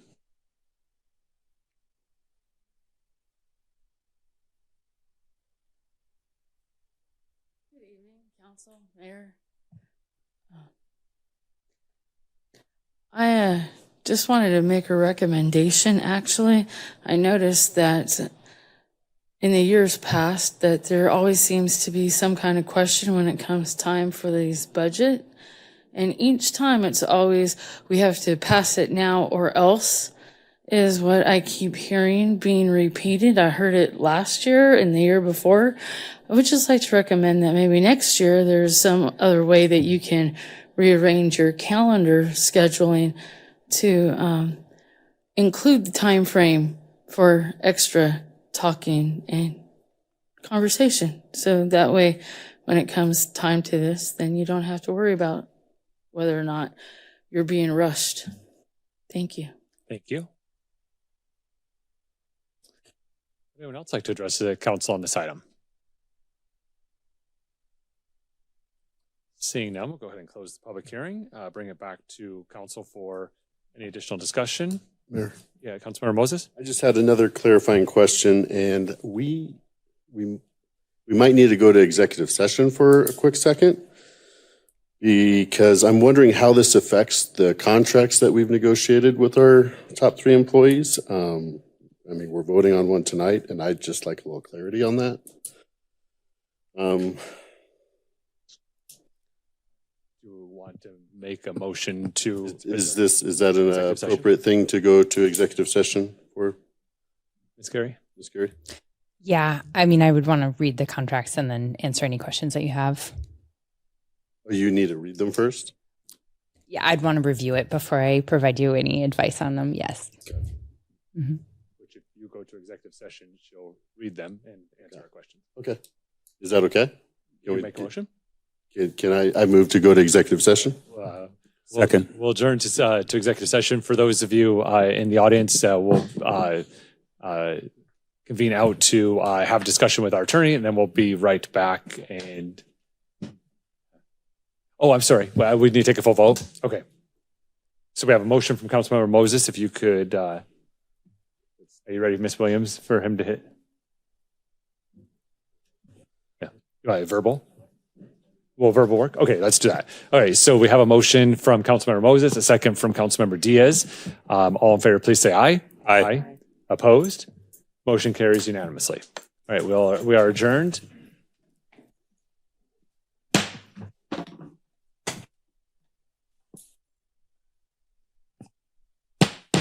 We'll now reconvene back to our regular meeting and tentative budget and CIP adoption on Tuesday, June 10th, 2025 at 7 p.m. We are in the discussion right now on item 7.3, which is resolution number 25-3842, adopting item 7.4, resolution number 25-3843, adopting a tentative budget for fiscal year 25-26. We have already opened the public hearing and closed the public hearing. So any additional discussion or comments from members of the council? Councilmember Diaz? Ms. Olson, I have a question. If we go back to the slide.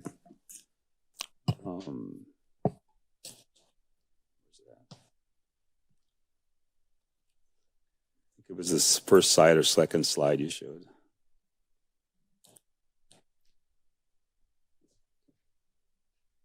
Steve, can you, he's taught me 100 times how to do it, and I always forget. I freeze up. Was we get this screen back on?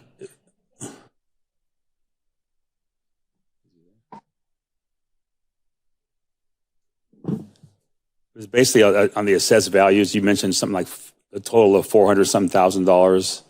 But I was at the coffee with the mayor, and you mentioned 300 and 400. I screwed that up. 700. Okay. No, I completely screwed that up. I actually. We get that on the record. Ms. Olson, when I said that. Yeah, I came in back after the coffee with the mayor, and I asked Ms. Olson what the numbers were, and I said I screwed that up. So okay, yeah. that's wanted to double check. I wrote it down. What was said tonight is correct. Okay, that's good. That's good. And then on the swimming pool, the $300,000 for it says maintenance annual $75,000 for 4 straight years. Where did we get that number from? I mean, how did we verify that that's the right number? Or on which number? Where? There's $300,000 for pool maintenance if we build a second pool. For the ongoing? For ongoing maintenance every year, $75,000 4 straight years. Where did that number come from? Parks and Recreation did do an analysis to determine what they estimated that to be, and I just wanted to get some clarification. Ms. Vera might have more information. Mayor, council, in a perfect guy fashion, he just exited the building. So I will do my best to be able to answer this question for you. You see, Mr. Reynolds is in the back. Oh, come. Yeah. Perfect. He told me he was leaving. I thought you were going to the dentist. Thank you. Oh, Good evening, Mayor and Council. So that is a good question. So you got to look at this as a separate entity. Mm-hmm. The operational dynamics is completely different than our existing pool. We have to look to the future, use best management practices and our best values as far as moving forward. We would rather put out operational costs that are going to be more realistic. They might be a little high, but I'd rather do this now than come to you and say, hey, we need this X amount of money in order to actually get this pool up and running. Energy is completely different for an outside pool. There are so many different factors involved that we don't exist right now with our interior pool. It's climate controlled. So there's a lot of factors here.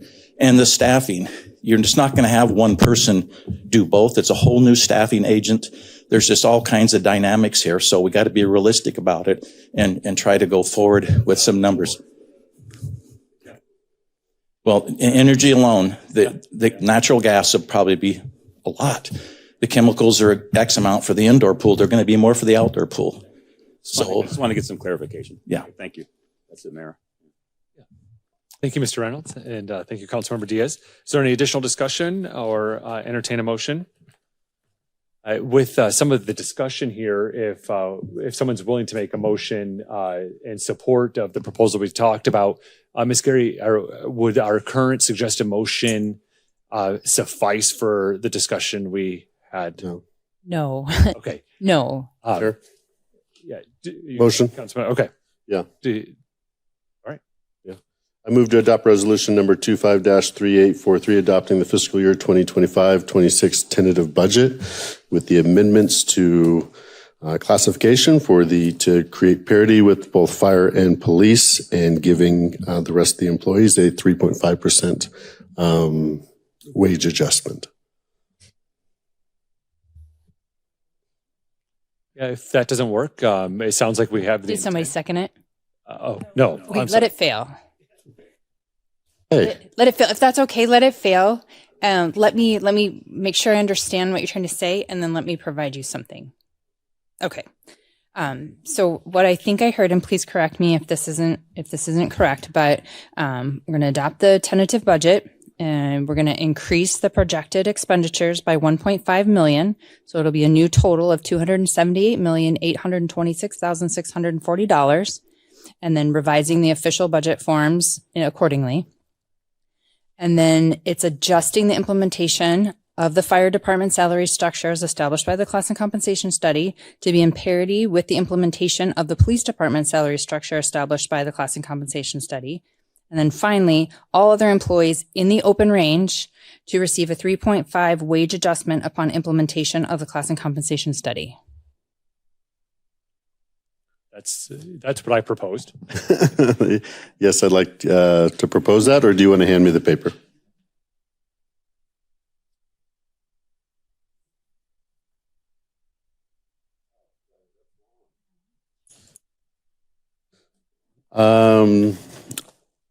I move to adopt resolution number 25-3843, adopting the fiscal year 2025-26 tentative budget and increasing the projected expenditures by 1.5 million to a total of 278,826,640, and revising the official budget forms for fiscal year 25-26 accordingly, and adjusting the implementation of the fire department salary structure as established by the class and compensation study to be in parity with the implementation of the police department salary structure established by the class and compensation study, and all other employees in the open range to receive a 3.5% wage adjustment upon implementation of the class and compensation study.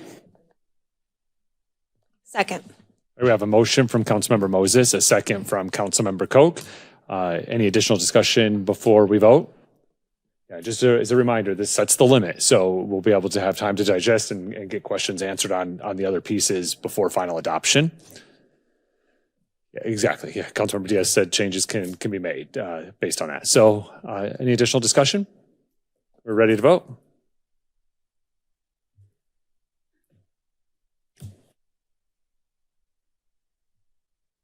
Motion carries 6-0. Thank you. Yeah, thank you, Ms. Olson, and thank you to your team.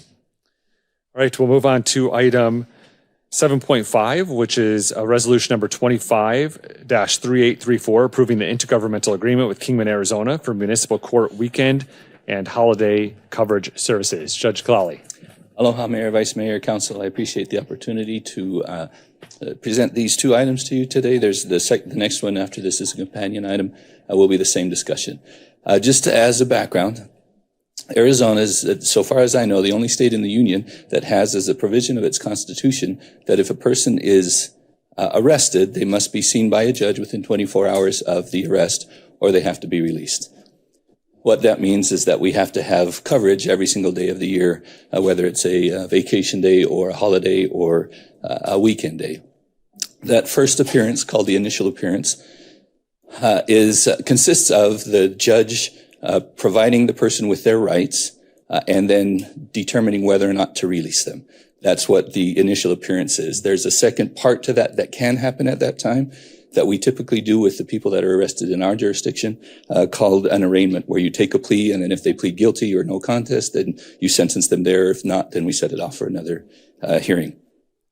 The reason that that's important to what we're doing tonight is that the towns of Kingman and Bullhead City, the cities of Kingman and Bullhead City have, prior to today, been utilizing the services of the county to do their initial appearances, not the arraignment part, which takes a little bit longer, but just that initial appearance part. As the costs have increased from the county, they have been looking for other options. We have a judge on that we pay typically for 2 hours, and then depending if they go over the 2 hours, then whatever that is for that time during the weekends or holidays. I don't believe that the amount of time that we take, because we're only doing initial appearances, will be any more than we already take within that 2 hour period. Kingman and Bullhead do not have at many arrests, typically over the weekends. And so I think this is a win-win for both of us. For Kingman, the amount that they will be reimbursing us for that service is just under $5,000. And for Bullhead, it's just under $8,000. So that's money that comes into our coffers for something that we're already doing that doesn't take much more time than we're already doing. So that's the presentation to you folks. I've had the opportunity to talk with both of the judges, and they're excited. The city councils there are excited. They both have approved this and are looking forward to us being able to do that. So with that, if there's any questions or... Yeah, thank you, Judge. Are there questions from members of the council for Judge Clawley? All right, this is a public hearing. Would anyone like to address the city council on this item? Seeing none, we'll close the public hearing, bring it back to council for discussion or possible motion. Mayor? Yeah, Councilmember Koch, please. I move to adopt resolution number 25-3834, approving the intergovernmental agreement with Kingman, Arizona for municipal court weekend and holiday coverage services. Second. We have a motion from Councilmember Koch, a second from Councilmember Diaz. Is there any additional discussion? Seeing none, we're ready to vote.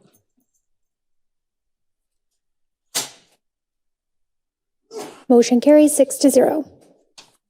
Thank you. Item 7.6 is resolution number 25-3835, approving the intergovernmental agreement with the city of Bullhead City, Arizona for municipal court weekend and holiday coverage services. Judge Clawley. Yes, Mayor and Council, thank you again. And ditto to what I just said. This one is in regards to Bullhead City, and the amount is just under $8,000 that we would be recouping for the amount of time that we spend over the year doing that. So if there are any questions, I can answer those. Thank you, Judge. Yeah. Do they pay that quarterly or yearly? So interestingly enough, Kingman will pay that right at the very beginning of the year, and Bullhead will pay that quarterly. It's what their council or what their city wanted to do. So that's how those will be paid. Are there any additional questions for Judge Clawley? All right, this is a public hearing. Would anyone like to address the city council on this item? We'll go ahead and close the public hearing, bring it back to council for discussion or possible motion. Mayor, motion. Councilmember Moses. Move to adopt resolution number 25-3835, approving the intergovernmental agreement with the city of Bullhead City for municipal court weekend and holiday coverage services. Second. We have a motion from Councilmember Moses, a second from Councilmember Campbell. Is there any additional discussion? Seeing none, we're ready to vote.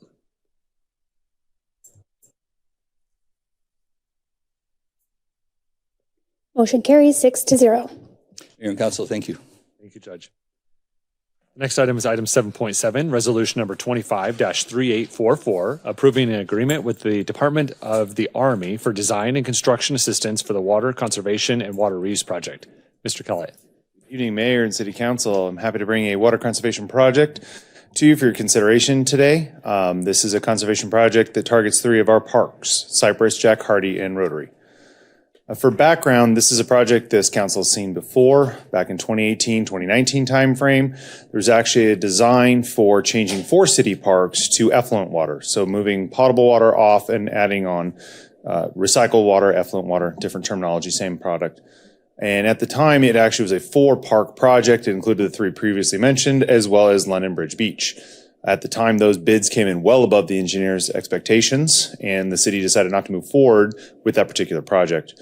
In 2020, London Bridge Beach was actually brought back and funded on its own. At that time, the engineer's estimate was actually higher than the bids, and we happened to have a hungry consultant or contractor who wanted to complete the work and was able to complete it.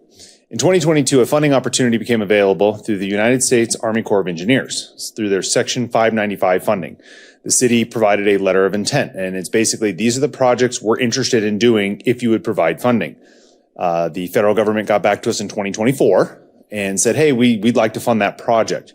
And that began us working on a scope of work and an agreement with the Army Corps of Engineers. At this time, they have said they are fully funding that, and they're willing to fund it for the project of the 3 remaining parks. To give you a sense of what that funding is, the total funding for this project is just over $2.7 million, with Army Corps funds coming at $2,078,000 of that. And then the city would be putting in the remaining $692,667, a cost share of $75.25. And give you a timeline, For background, we have designed this project already. There's some pieces we're going to need to change because obviously the project no longer needs London Bridge Beach. That's been done. So we got to take that out of the plans. We got to do a little bit of the design build stuff, pull it out and make sure we have the right advertising documents. But we'll execute an agreement with the Army Corps. Then we'll go through and complete the edits of the original plans. Shouldn't take that long, should not cost that much because again, we already have them.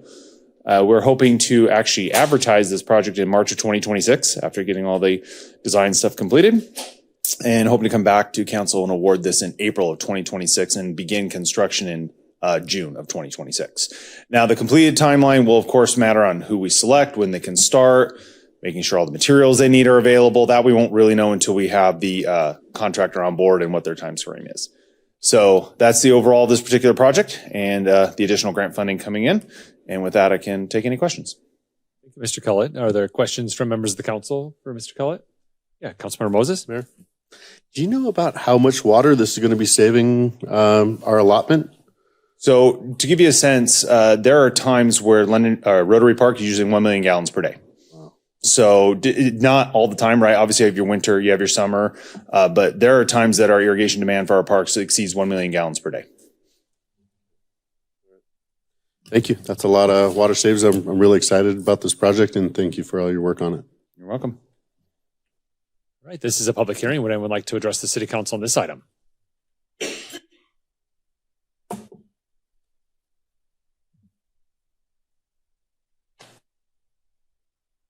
Good evening, Mayor, Council. I was just curious as to why the Main Street Commons was not included or when it will be included in the effluent water project. Yeah, great question, Mr. Cullett. Absolutely. Fantastic question. One of the critical elements for the success and cost of this project is that the backbone, most of the mains are already in the ground right now going to these three parks. There are no mains anywhere near Main Street Commons. That would make it a much more expensive project. So the reality is this is an efficient use of available funds to increase our water conservation, increase our water supply reliability without the additional cost of having to dig up and put in new mains. There will be some street work for this proposed project, but we'd have to put in a whole new line to get to the Main Street Commons. It doesn't exist right now. Thank you. Would anyone else like to address the city council on this item? Go ahead and close the public hearing, bring it back to council for discussion or possible motion. Mayor, motion. Councilmember Moses. Move to adopt resolution number 25-3844, approving an agreement with the Department of Army for design and construction assistance for the water conservation and water reuse project. Second. We have a motion from Councilmember Moses, a second from Councilmember Diaz. Is there any additional discussion? Seeing none, we're ready to vote. Motion carries 6-0. Thank you. Thank you. 7.8 is our city magistrate employment contract with Mitchell Kalali. Dr. Kimbleton. Good evening, Mayor and Council again. Tonight I bring before you the employment contract for Judge Kalali. The judge has served as the city magistrate since May 14th, 2011. And following a favorable evaluation, the city has expressed a desire to continue his employment relationship with the city. And this contract and employment agreement will begin on July 1st, 2025, and will continue in effect through June 30th of 2027. There is a 3.5% increase over last year's contract for his salary effective July 1st. And I'm happy to answer any questions you have. Thank you. Are there any questions from members of the council for Dr. Kimbleton? All right. This is a public hearing. Would anyone like to address the city council on this item? Seeing none, we'll close the public hearing, bring it back to council for discussion or possible motion.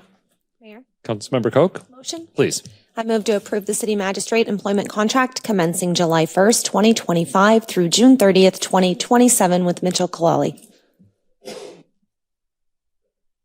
We have a motion from Councilmember Koch, a second from Councilmember Diaz.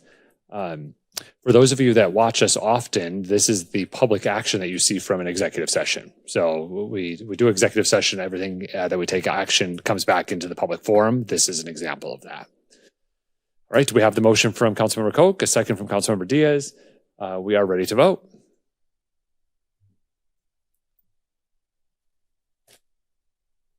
Motion carries 6-0. Thank you. Congratulations, Judge.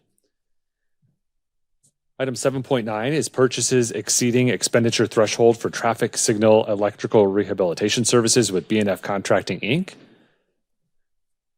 Good evening, Mr. Young. Good evening, Mayor and Council. We're here tonight to get 3 of our signals upgraded and brought up to speed. The cost of that will be $226,684.27. That includes all new wiring, components. Can you hear me? Okay. All new wiring, components, cameras, push buttons, everything. The signals will be reconstructed up to date. This includes industrial at Lake Havasu Avenue, industrial South Palo Verde at Lake Havasu Avenue, and Smoke Tree at McCulloch. With any of that, I'll answer any questions.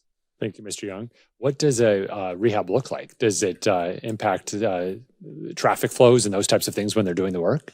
Yes, we shut down the signal in black, limit the lanes that we're working in, and traffic moves a little slower. Not quite as bad as when we're sealing and doing chip seal and that stuff, but it does slow it down.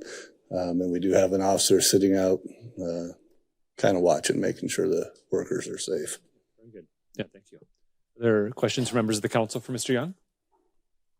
Quick question. Yeah, Councilmember Diaz. I know on Jamaica and McCulloch, we're waiting for parts to get all delivered first so we can start the job without delay. And similar to this, we wait till we get all the parts and then we'll start the project. Yes, for the most part. I believe that's starting in July, late June, July. That's a CIP project through ADOT, so I don't have all the details on that, but yes, it is rolling and they're waiting to get all the rest of the parts. Good stuff. Okay, thank you. All right, any other questions or comments? All right, this is a public hearing. Would anyone like to address the city council on this item? Seeing none, we'll close the public hearing, bring it back to council for discussion or possible motion. Mayor, motion. Yeah, Councilmember Diaz.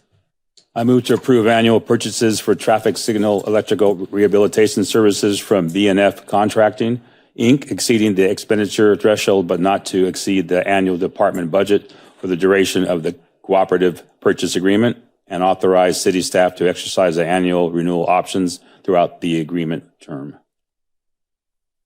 Second. We have a motion from Councilmember Diaz, a second from Councilmember Campbell. Is there any additional discussion? Seeing none, we're ready to vote.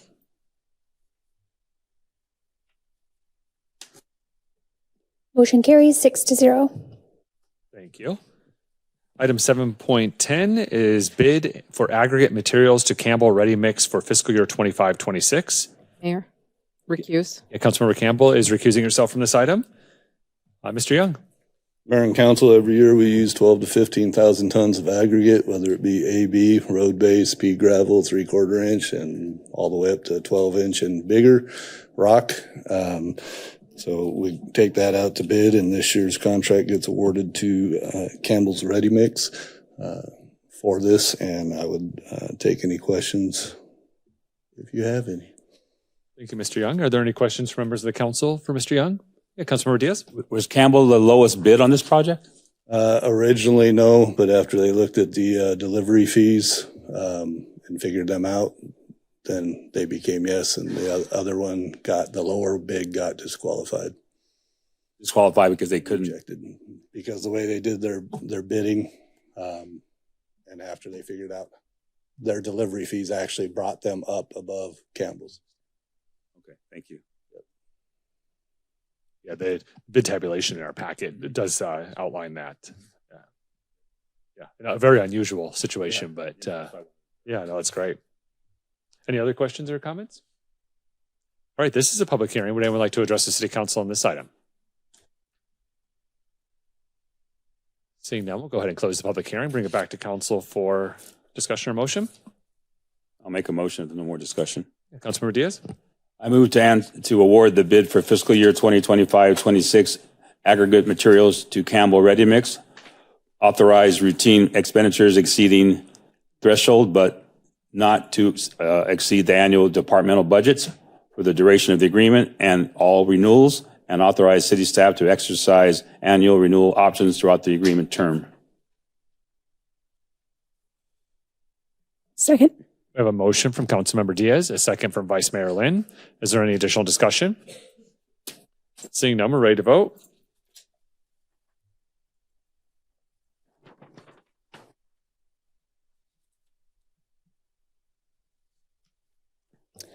Motion carries with 5 council members voting aye and 1 council member recusal.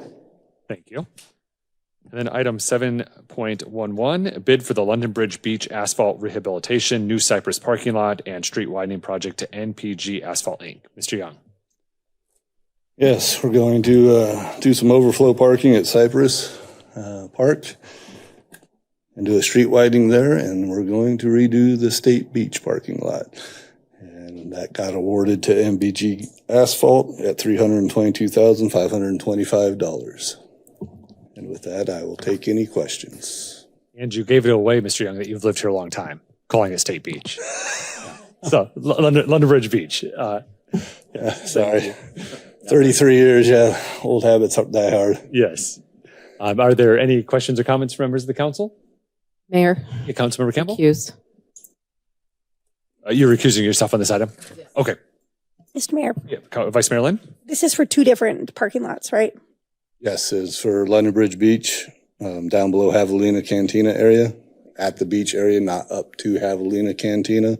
And then the Cypress Park overflow parking, which is connected to the new lab site parking, or lab site.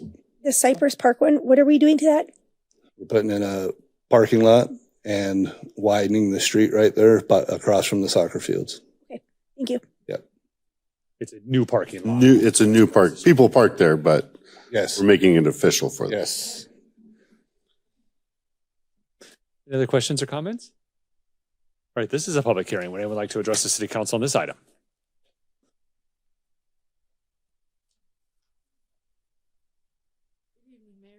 It's Bonnie. I was wondering if whether or not the London Bridge Beach Park parking lot was going to be a whole deal with the mill and fill, like tear it all up, put all brand new pretty stuff down, or if it was just gloss over it. Yeah, Mr. Young will take that. The parking lots are remove and replace. So we take out all the old asphalt, recompact, and put down brand new asphalt, hot mix. Yeah, would anyone else like to address the city council on this item? See, now we'll close the public hearing, bring it back to council for discussion or possible motion. Make a motion. Okay, Councilmember Diaz. I move to award the bid for the London Bridge Beach asphalt rehabilitation, New Cypress parking lot, and street widening project to MPG Asphalt Inc. in the amount of $322,525. Second. We have a motion from Councilmember Diaz, a second from Councilmember Moses. Is there any additional discussion? Seeing none, we're ready to vote.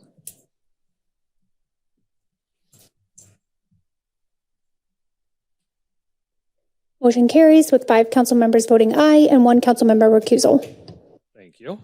And then our final public hearing of the evening is item 7.12, discussion and possible direction regarding child overwatch. This was an item that Councilmember Campbell brought forward and was seconded by Councilmember Diaz. So I'll turn over to you, Councilmember Campbell, to introduce. Thank you, Mayor. I appreciate that. And I'm not going to say much. I'm going to ask our presenters to come on up. This was brought to my attention probably about 6 months ago. They did a presentation in front of the school board just recently, and I really thought the rest of the council would like to see what we saw. And hopefully this might help to protect some children. Let's see. Take it away, Jason. Thank you, Mayor. Thank you, Council. My name's Justin. I am the marketing director of Child Overwatch. I brought with me today 3 of my colleagues. I have Cody here next to me, and in the back I have Steve and Jason on the computer back there. We came here to do a quick demonstration, and show you about our advanced technology software. Before I do start, my son sent me over some updated stats this morning. I'd like to share off to you real fast, and I'll hand it over. Before you start, Justin, real quick, can I get your last name? Boenisch. Boenisch. Okay, and Cody? Bell. Oh, sorry. I'll try again. Yeah, thank you. My last name is Bellmeyer, spelled B as in boy, Ellmeyer. Perfect. And then I'm sorry, I missed your two guests in the back. And I have Stephen Elizondo and Jason Peters. Welcome. Thank you. All right. Thank you, Mayor. Real quick, every 40 seconds, a child goes missing or is abducted in the United States. Approximately 2,300 children are reported missing every day. At any given time, we have 100,000 missing children on any given day. 228 children are currently missing in the state of Arizona as of today. Every 68 seconds, an American is sexually assaulted, and every 9 minutes, that victim is a child. Meanwhile, only 25 out of every 1,000 perpetrators will end up in a prison. 1 in 9 girls and 1 in 20 boys under the age will experience a sexual abuse or assault. So with that being said, I will hand it over to the presenter, Mr. Cody Bellmeyer, and thank you again. Good evening, Mayor and Council. My name is Cody Bellmeyer. I'm the General Counsel for Child Overwatch, and I'll be presenting to you today. I'm going to be respectful of your time as I know that it is very short, and I want to make sure we hit the more salient points. I just ask that you bear with me as I try to figure out this PowerPoint remote. Fair? So let me tell you a little bit of background of our company and our shared goal. This came out of a series of personal events in all of our lives where we thought we could do better, or we thought we could protect kids. And that shared goal is to create a safe place for every child, whether that's a school, whether that's a park, whether that's a playground. And what we're aiming to do is bridge the public safety gap. We have approximately 795,000 registered offenders in the United States. And what we have found through our independent studies is that these individuals are intentionally going into other states where they are not registered, where they cannot be tracked in order to prey on children. I'll touch on a recidivism risk, and again, pointing out the more salient points here. 43% of sex offenders will commit another crime within 3 years of release, with that number increasing, or not decreasing. Within 15 years, 24% of those will reoffend, and what we're seeing is a consistency which is reflected by your state law. So what's our solution? What are we talking about today? We're talking about AI facial recognition. We're talking about a product that we have made, a service that we have made, a software, wherein it scans at a rate more predictable than the human eye, but it does not store, it does not scan children's faces, it does not record audio, and it does not maintain video.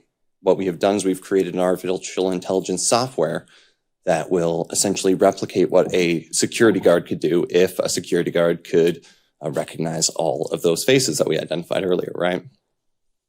What it does is it says instantly here, I don't like that word for legal reasons, within 3 to 5 seconds of an individual walking in front of a camera who is a registered offender, it will alert the designated individual, whether that is the chief of police, whether that is the city manager, and it will let them know, hey, you have an individual in your facility. To the point, maybe an individual in a place where they are prohibited from being by state law, a park within certain distance of a school where they don't have a child. And what this is aiming at is a ethical solution. Nowadays, people talk a lot about AI, and when they're talking about AI, they think Skynet, right? We don't want to be Skynet. We want to be something that respects privacy of the community by keeping the bare minimal invasion, which is a simple scan with no retention whatsoever in order to protect the children. Working with it. So how does it work? We take and I said approximate earlier, and I think my colleague was about to harm me, but I will say exactly 1,024 measurements across the human face from various registries. That's nose to mouth, cheekbones, eyes, distance between eyes, distance of the eyes themselves, mouth to chin, and many more.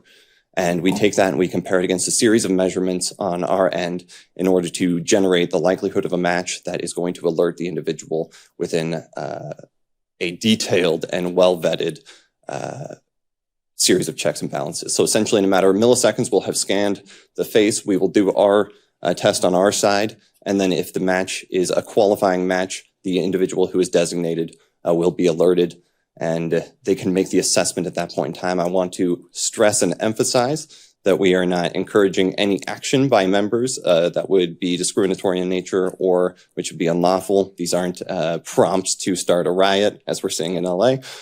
These aren't prompts to take matters into their own hands. This is about taking information that's meant to protect the public and putting it back in the hands of the public so that they can be protected. So what we are proposing throughout a few various places is a 3-month pilot. We're not asking for money, which is probably fitting given that this was a longer budget meeting. We're talking about a program that is no cost to the city. It's fully installed and maintained by our team. The software costs are something we are going to handle. Hardware costs, no cost to the city. It integrates with your current programs as long as they have a Wi-Fi connection or something that we can run it through that is connected to the internet. So what we propose is a system setup, a full tech support with, again, those real-time alerts within 3 to 5 seconds, monthly summary reports to the city. So you guys get to see exactly what data we're collecting and how it is interacting with your community. Your role, simply access, feedback, and help us evaluate. We're just looking for a way to protect children. End of the day, I'm a father. The individuals in the back are fathers. We're looking for places, we are looking to create places where kids can make memories. Just by way of example, my daughter loves Havasu. We come out here, I grew up out here. I love Havasu. My family's out here. What better place to start creating those memories with children on the water, on jet skis, on boats, at your parks, and to make sure that they're safe when they're doing so from individuals who are also traveling here who may not have the best of intentions. So what does our metrics for evaluation look like and what does success look like? System uptime, verified matches and alerts, ease of use and integration. It's very minimal to the city. Community response and perception. We are looking for the community's response and perception. We want to hear those questions. We want to hear the Skynet doubts because we want to be able to educate them and let them know that we are not trying to do that. We want to provide something very neutral to protect our kids. And the pilot program that we're proposing would end with a full report to the council, a recommendation if you elect, which would look towards a paid service, but it is not obligatory at all. It is nothing we will commit you guys to. We're just simply looking for the pilot. So why now and why you? As I said earlier, this is a place that is dear to all of our hearts. Justin, my colleague who was here, I told him when we came to town, he beams when he's here, absolutely beams. It's like he becomes a different person. He loves Havasu. So what a better place to bring this first than to provide it into a community that we all care about. Show parents, voters, and your community that you're taking those extra steps to keep those areas safe for them. Finally, we'll talk briefly about our commitment. Again, just kind of reiterating some of those points. We're sending these alerts to verifiable human beings. We do not want a computer going about self-verifying any of us, right? That's why they go to human beings, is so they get the opportunity to independently assess, is this individual a threat? Are they taking pictures of a bunch of girls at a park and maybe using those for AI in the future? Are they just hanging out with their kid? That's why we need the human element. It's transparent. Facial recognition is purposely built to stay clear of biometric data, which Arizona is not as stringent on other states, but we want to hit that higher threshold anyway in an abundance of caution and to respect the right of privacy of all individuals who are in these public areas. Again, it's controlled, and we're only comparing it to a very limited series of databases to ensure that there's no foreseeable issues with the public. We want the public to feel safe. We don't want them to feel like they're being scanned and watched. By way of comparison, I heard a statistic recently that Disneyland out in California scans you almost 36 times before you enter that front gate. Still, it remains a place where they are safe, where kids can make memories, and where kids can have lasting impressions. And that's what we're trying to do here. We're just trying to bring us a realistic solution that we can get to the community rather than gated behind large corporations that can spend $10,000 a day or more on artificial intelligence. So putting it together, 3-month pilot program. We're looking for 2 to 4 sites, and we look forward to your collaboration and cooperation in what the future meetings and next steps. Finally, giving back.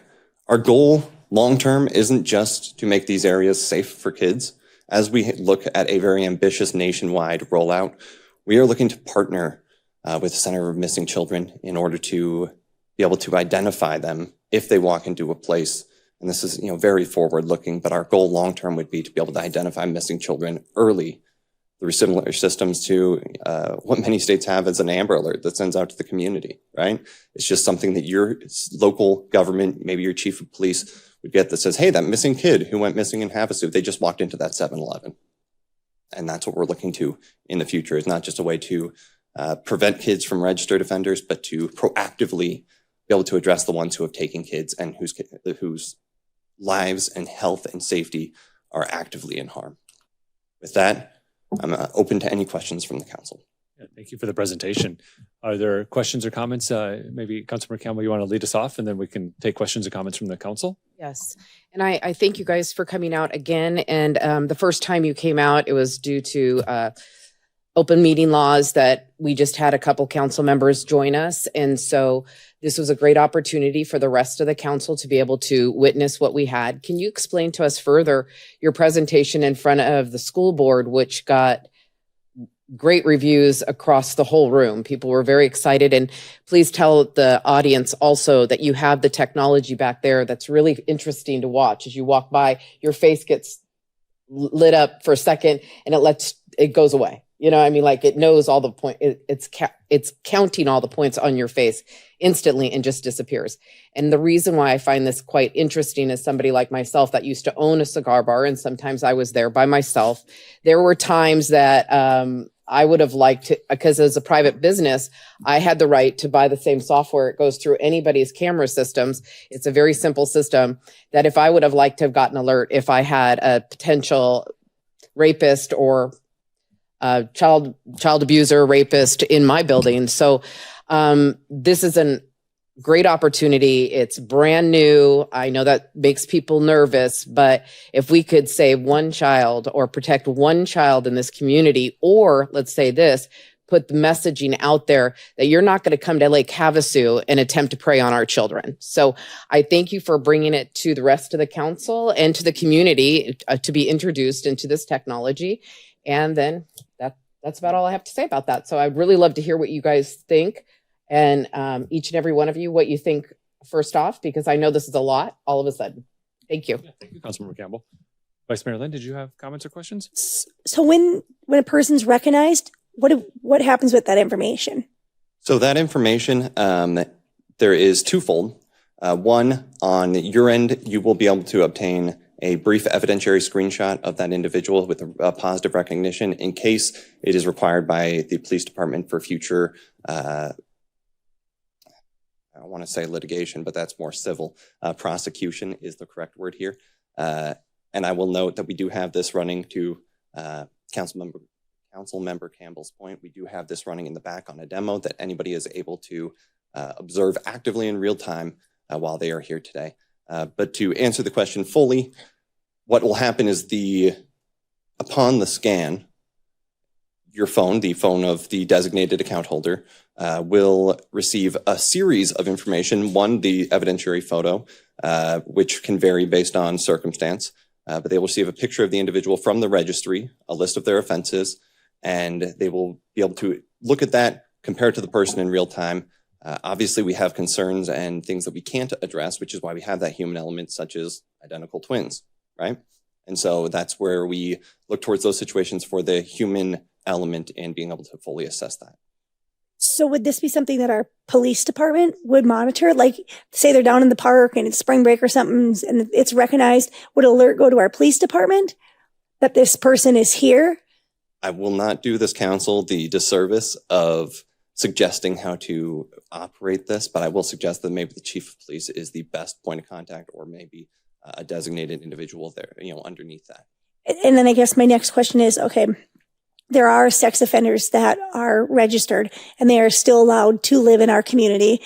Okay, we know that. So I guess I'm trying to figure out, so if that person's face shows up there, they're not really doing anything wrong. Nobody says they can't be in the park, but we're alerting whoever to let them know they're there. I mean, listen, I'm not trying to protect the rights of sex offenders at all. I'm just trying to figure out what that looks like. Like, okay, I'm registered. I went to jail. I did my thing. I'm registered. Now, every time my face comes across this, I have to relive that again. I'm just wondering what that looks like for that person. Absolutely. Does that make sense? Yeah, I completely understand. And we've heard that question a lot before, and it's something we're certainly very aware of. There are, I believe, and I don't want to misspeak because I'm not as fluent on Arizona law as I would like to be. I'm much more comfortable with California law. But there are, in various states, different levels of offenders. Sometimes it's a level 1 offender, and they are allowed to go to parks, right? And in some instances, it's a level 3 offender, and they're not allowed to go to the park at all.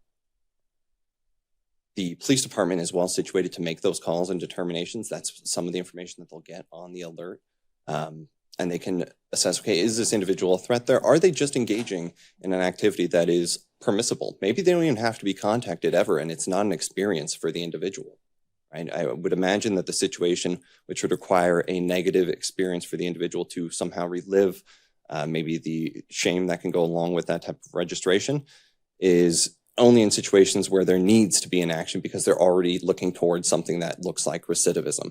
By further way of example, just using Disney again as an example, they're aware of when sex offenders enter their park. They're not declining service. What they do is they watch them with all their different cameras to make sure that there isn't some type of increased risk to the children, right? And that's essentially what we're trying to do here. It's informational. And our position is they don't have to be contacted if they're not doing anything wrong. It's so that the individuals around that with authority can make informed decisions in real time.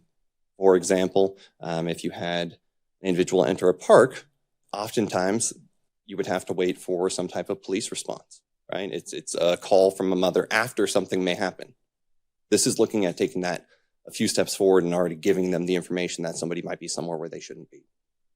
That answers a lot of questions. It's a proactive measure. Exactly. I don't want, we're in the middle of a big spring break thing and there's an individual that was registered for something they did 20 years ago and all of a sudden all the police come showing up at the park here. Like, I want to avoid that for our community too. And that would certainly maybe not be the wisest use of police resources either. That's something we are very aware of. We want to make sure that it doesn't require a full SWAT response anytime one of these things goes off. It's just for information so that you as a city can make a more informed decision about whether or not somebody should be there. Any other comments from members of the council? How many clients do you have now? What other cities are you using this in? So we're using it in a series of setups throughout California right now. In fact, one of them is in a pet store. We have another in a candy store, and we are actively working with the school district here and setting up a meeting with the principals to start rolling it out through the school districts on a similar platform. So no municipality. No municipality to date. No. Okay. And then you'd mentioned that you're not scanning children, but how does it know who a child is versus an adult? So without going into proprietary information, it can assess the age without scanning. So if you have a child based on height and all these other factors, it won't, in a series of milliseconds, it'll make that determination and won't scan them. Okay. Interesting. Sure. Yeah. Chief Sterling, you're probably just learning about this as well for the first time, but we do have a couple of questions if you may.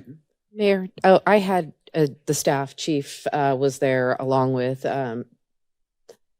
Jess Knudsen. I was going to say city manager, all those words. Yes, city manager. Kelly Gary was there. So we did invite the staff to come in to review this the very first time because I really wanted their feedback on it before I even presented it to you guys. Yeah, thank you. Who else was there from the council then? It was David. Did you end up showing up or no? Jenny was aware of it. They reached out to Jenny first. So Councilmember Koch. So I had invited Councilmember Diaz. He couldn't make it, and I had already told him about it. So that's where we're at. Okay. Councilmember Koch, were you there? No. No. Okay. So all right, I just want to make sure who I understand. Yeah. Chief, Vice Mayor Lynn. I was just curious of what that process looks like, if that would be something that would be implemented through the police department, if that'd be something that would help you, would be helpful, if you have the manpower to do it, what that would look like. Mayor, Vice Mayor Lynn, don't know yet. That's something that would have to be worked out, of course. Yes, I expressed some concerns when we first met with them and went through this presentation. Obviously, I can speak for our current sex offender program, just kind of giving some, our own statistics. And, right now out of 85 known sex offenders that are registered in our city, 35 of those are notifiable to the community. And out of those 35, not one of them has any restrictions on being in a public space. So, again, something like that, we get an alert on one of our known sex offenders. We're not going to respond to that. So I understand from the, proactive side of it is having information is never a bad thing. But I just don't know how that would look yet for our community. Yeah, Councilmember Diaz. For the gentleman that gave the presentation. Yes. So you don't have any current municipalities that have signed up. How are you guys funded right now? We are all self-funded. Many of us are business owners. I own a law firm by way of example. Many of us own successful companies. And this is really just a passion project for us that we are paying out of pocket to fund. Thank you. One more question. So this is a pilot program. After the 3 months, what does it cost?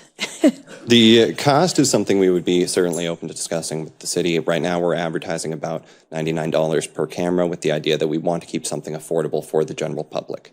Many AI software companies run for thousands of dollars a day, and we found a way to make that more affordable and equally as efficient so that we can bring it to municipalities, we can bring it to small businesses, we can bring it to places that may not be able to avail themselves to that level of funding for something that should be baseline nowadays given our technology.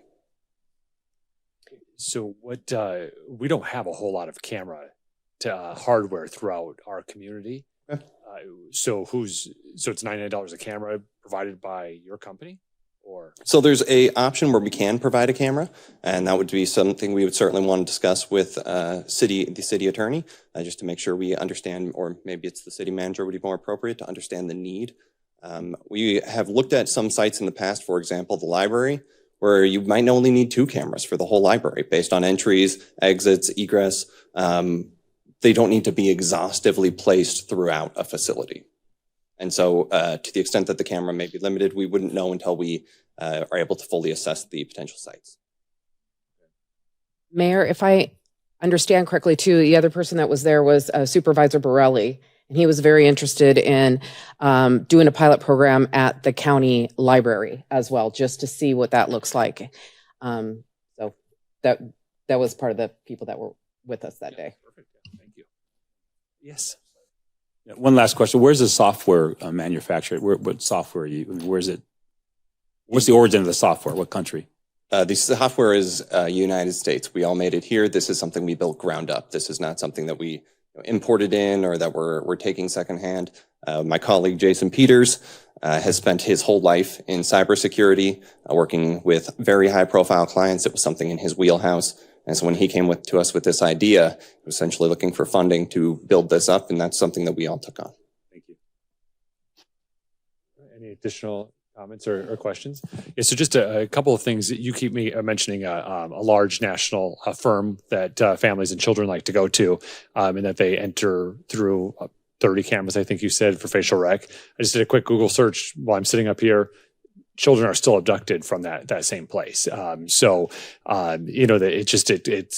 people have civil liberties, and I think Vice Mayor Lynn alluded to it as well. And I'm not trying to advocate for those people, but it's not unlawful for a person that committed a crime, did their time, to live throughout our community. We have policing activities for that to occur. And it's very unusual for a vendor to come to the council. So that's another strange avenue here, is to come to us without working through our staff and then having a recommendation coming from staff. So just a note that it's unusual. I'm not really interested in doing a pilot program or being the first. If there's other municipalities or we had proof of concept, I would be a little bit more open to it, but I'm not open to being the first municipality. And I do understand that concern. We did not come here out of our own pure ambition. We were asked to come here. And I do understand that that is a bit unusual.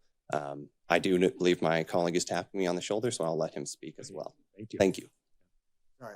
There was a couple of items brought up that I could maybe speak to. One was the civil liberties, and we know that sex offenders are given different levels, 1, 2, 3. We can filter those alerts based off of the individual organization. Some organizations like schools want to be alerted if anyone on the registry is there. As a municipality, you may only be concerned, hey, we only want to know about our level 3s in these areas. The scanning of children, it's an algorithm that runs before the measurements are taken. We do not send video or pictures outside of your computer. The way I wrote the software is it takes all of the measurements on your system and then sends only the measurements. So I send 1,024 digits up to my servers. My servers analyze those, and we have no idea who the other person is on the other side. I can't recreate a face from an embedding from those measurements. So if that maybe answers some of the questions I heard or comments. So we have thought of that, and we can address those things.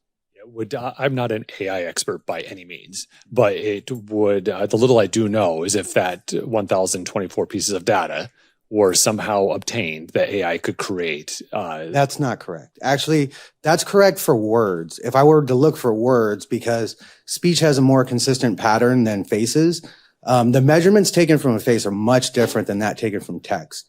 So we're looking at everything from gradients of the skin, eye placement. And those 1,024 also measure the angles in between the lines that are created just by mapping those points. So yes, people will tell you you can recreate data extracted from an artificial intelligence engine.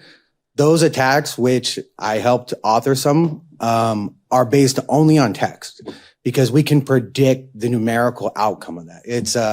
It's more algebra, where this is a little bit more, it's a lot heavier computationally. So this would be more like trigonometry. And in so doing, it's harder to reverse engineer the answer back out. So you could get a very generic description of male, possibly no if you're Caucasian. It's very accurate once it's been analyzed, but again, it's not a perfect feed the numbers in and get a face out. It can't be done. Mayor, with all due respect, Jason reached out to myself and Councilwoman Koch and said that they were doing this program and would we be interested. I immediately went to the city manager's office and explained to him what we were doing and would he be interested in seeing this, along with reaching out to the chief and Kelly Gary. And so they said absolutely they would like to join us at Mojave Community College to have their presentation come to the table. I did help facilitate a little bit because of just contacts along with Representative Biasucci and Supervisor Borelli. They were very, very interested in it as well.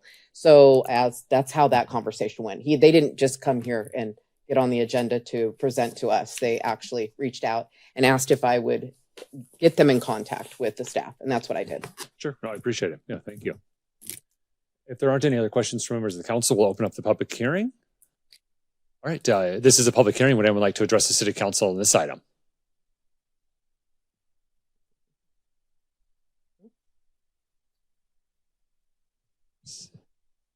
Is there anyone? All right, seeing none, we'll go ahead and close the public hearing, bring it back to council. So there was an ask for us to consider possibly doing a pilot. The item here is a discussion or possible direction. At this point, it would take the council to give direction to the team if we want to do anything further on this item. Mayor, there was one other point to this that maybe City Manager Knudsen can discuss, that you were looking at a possibility. It's called a reverse technology. For instance, if the Public Works Department has X amount of employees, maybe 5 or 6 that are allowed to be in the property and the rest of the population is not, it's called, maybe the technology can come back up and you guys can tell us again, what I'm saying. So we were bringing up the point that this technology does it backwards as well. In other words, the only people that are allowed to be in this Public Works Department is these faces only.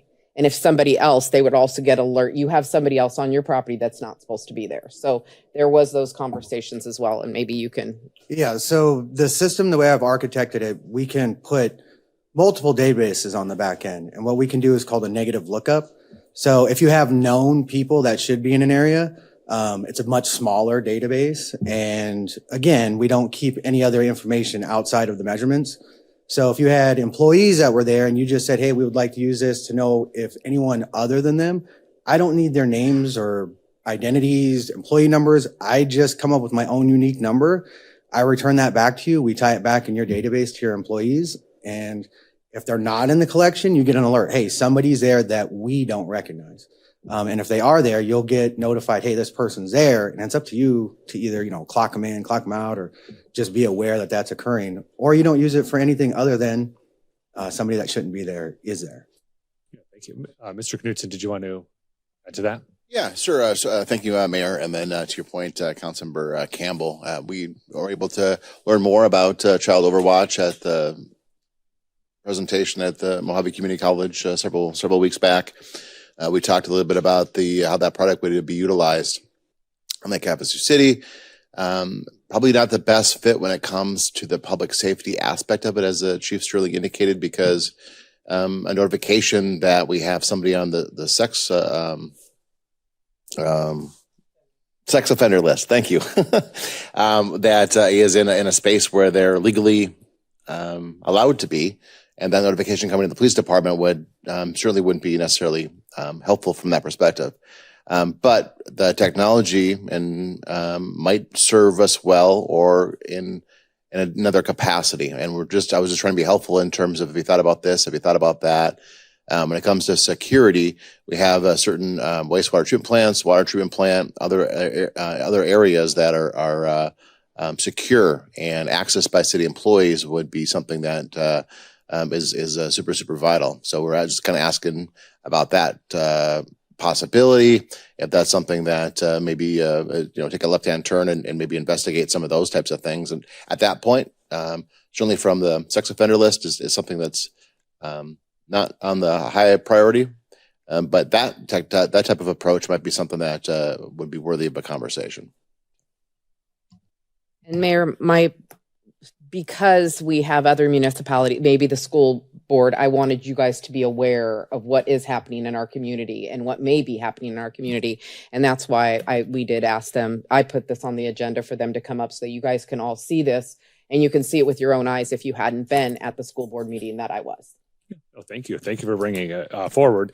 There are other apps that do some of these types of things. Offender Watch is one of them that does something very similar, like in that area. But like Havasu City champions entrepreneurs. It sounds like you are all entrepreneurs and you need a product. And until that's there, I don't know how we can be a part of that. So sure, please. The council, mayor, thank you. My name is Steve. I'm the CEO of Child Overwatch. I ask you, what do you guys utilize the offender registry for? Who uses that? Citizens use it. And why do they use that?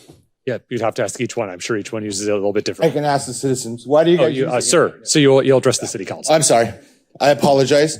The bottom line is they use it if they're buying a property and they want to see if there's anybody around that property. We've actually come up with a way to identify people that shouldn't be near our children, correct? We've identified a software that we were presenting to you guys as a pilot program. We haven't presented it to anybody else. You will be the first city to utilize it. And once it's proven that we already know it works, you will be addressed as Havasu, the safe place for children. That is my thoughts, and I'd love to run a pilot program with you guys, and I hope you guys approve it. Thank you for your comments. All right, is there any final action from members of the council? All right, we'll move on to item 8, which is the call to the public. This is where citizens have the opportunity to address the city council on items within the jurisdiction of Lake Havasu City. You don't have to sign up. We didn't have anyone sign up, but please just make your way to the podium, state your name for the record, if you would like to address the council at call to the public. Seeing none, we'll close the call to the public. Item 9 is our current events. Are there any council committee reports? All right, item 10, our future meetings. Our next meeting is on Tuesday, June 24th, 2025 at 5:30 p.m. It's our regular meeting and our final budget adoption. And then on Tuesday, July 8th, 2025 at 5:30 p.m., we'll have a regular meeting, and that'll also be our property tax levy adoption. Item 11, are there any future discussion items? Item 12, motion to adjourn. We are adjourned. Thank you for being here. Be kind. We'll see you next time.